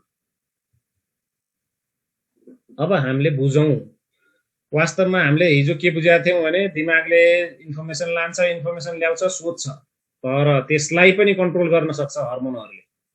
अब मैले अघि नै भनिसकेँ, सबैभन्दा माथि हाइपोथ्यालेमस भन्ने भाग छ ग्रन्थीहरूमा। हाइपोथ्यालेमसले थुप्रै हर्मोनहरू पैदा गर्छ। हुन त भोलि पनि म यो तपाईहरुलाई रिपिट गरौँला है। यहाँ जाँदाखेरि हाम्रो दिमागबाट हाइपोथ्यालेमस हुन्छ, माथिल्लो सबैभन्दा माथिल्लो हर्मोन पैदा गर्ने अङ्ग। त्योभन्दा केही तल चाहिँ पिट्युटरी हुन्छ है त, दिमागमा हुने भाग हो यो हाइपोथ्यालेमस भनेको। त्यसले थुप्रै हर्मोनहरू निकाल्छ, जस्तै एड्रिनो कर्टिकोट्रोपिक हर्मोन भन्छौँ। त्यसले चाहिँ एड्रिनल ग्ल्यान्डलाई चाहिँ स्टिमुलेट गर्ने काम गर्छ। भन्नाले त्यसलाई काम गराउने चाहिँ यो हर्मोनले, दिमागमा आएको हर्मोनले किडनी भन्दा माथिको अर्को अङ्गलाई एफेक्ट गर्छ। काम गर, बढी गर, कम गर, सबै कहाँबाट? दिमागको यो हाइपोथ्यालेमसबाट स्रवित हुने एसिटिएच भन्ने हर्मोन अर्थात् एड्रिनो कर्टिकोट्रोपिक हर्मोनले एफेक्ट गरेर आउँछ। त्यस्तै यसले सिधै थाइरोइडलाई पनि कन्ट्रोल गर्न सक्छ। हुन त थाइरोइड पिट्युटरी, यसले पिट्युटरीलाई असर गर्छ र पिट्युटरीले फेरि थाइरोइडलाई असर गरिरहेको हुन्छ। त्यस्तै ग्रोथ हर्मोन, महिलाहरूका हर्मोन है, यस्ता हर्मोनहरू हाम्रो हाइपोथ्यालेमसले स्रवित गरिरहेको हुन्छ। र हामीले के बुझ्नुपर्छ भने हाइपोथ्यालेमसले एड्रिनललाई कन्ट्रोल गर्यो। त्यस्तै मुख्यतया हाइपोथ्यालेमसले केलाई कन्ट्रोल गर्छ भन्दाखेरि पिट्युटरी ग्रन्थीलाई कन्ट्रोल गर्छ। पिट्युटरी ग्रन्थी भनेको अर्को महत्त्वपूर्ण, सबैभन्दा हाम्रो शरीरको महत्त्वपूर्ण ग्रन्थी।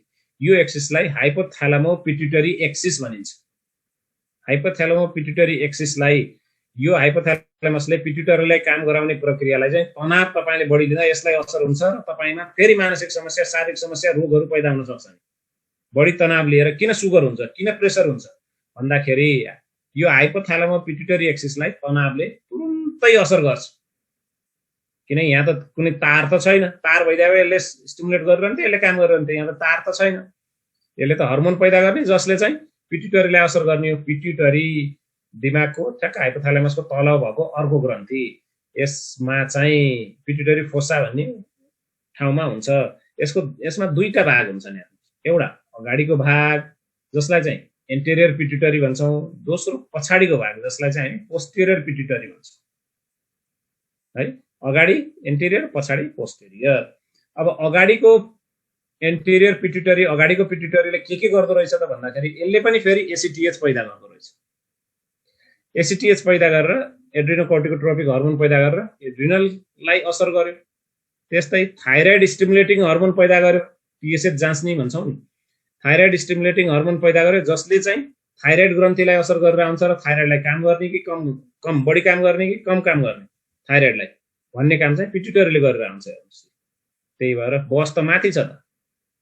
त्यही भएर यदि टिएसएच कम भयो भने यसको यहाँबाट अनि थाइरोइडको रोग लाग्छ है त। थाइरोइडको रोग टिएसएच बढी, यदि यसले बढी पैदा गर्यो भने यो कम हुन्छ, यसले कम पैदा गर्यो भने यो बढी हुन्छ। भन्नुको अर्थ हाइपोथाइरोइड भन्ने रोग छ नि, थाइरोइडको ग्रन्थीले रसहरू कम स्रावित गर्ने हाइपोथाइरोइड रोगमा यो टिएसएच बढ्छ, किनकि यसले कम काम गरेर आउँछ। यहाँबाट प्रेसर आयो, तपाईको तल काम गर्ने व्यक्तिले कम काम गर्यो भने तपाईँले माथिबाट भन्नुहुन्छ भन्नु न, काम गर काम गर काम गर भने जस्तै यसले इन्फर्मेसन बढिदियो। त्यो इन्फर्मेसन के को आधारमा गइरहन्छ? टिएसएच को आधारमा, थाइरोइड स्टिमुलेटिङ हर्मोनको आधारमा यसले चाहिँ इन्फर्मेसन दिइरहन्छ। थाइरोइडलाई कन्ट्रोल गर्यो। अब त्यस्तै यसले ग्रोथ हर्मोन पनि बनाउँछ है। त्यस्तै ग्रोथ हर्मोनले लिभरले फेरि सोमाटोमेडिन है त्यसलाई असर गर्छ, जसले चाहिँ हाम्रो मांसपेशी र हड्डीलाई असर गरिरहेको हुन्छ। त्यस्तै प्रोल्याक्टिन, यो एन्टेरियर पिट्युटरीले नै प्रोल्याक्टिन भन्ने हर्मोन पैदा गर्छ, जसले चाहिँ हाम्रो चाहिँ दुधहरूको विकास गर्ने र दुध दिने प्रक्रिया है मेनली त्यसमा चाहिँ असर गरेर आउँछ।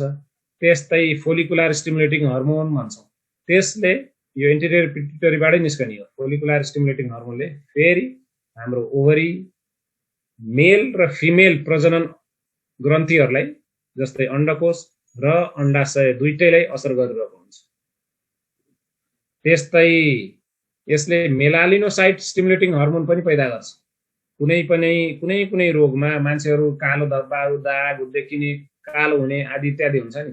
त्यस्तै किनकि मेलालिनोसाइट भन्नाले हिजो हामीले के कुरा गरेका थियौँ भने हाम्रो छालामा भएका कोषहरू जसले चाहिँ हामीलाई डार्क बनाउँछ, काले काले बनाउँछ, त्यसलाई पनि यही एन्टेरियर पिट्युटरीले असर गरिरहेको हुँदो रहेछ। त्यस्तै पोस्टेरियर पिट्युटरीले के बनाउँदो रहेछ भने है एन्टिडायुरेटिक हर्मोन एडिएच बनाउँदो रहेछ, जसले चाहिँ किडनीलाई असर गर्छ, जसले चाहिँ प्रेसर, पानी फाल्ने आदि इत्यादि असरमा काम गर्छ।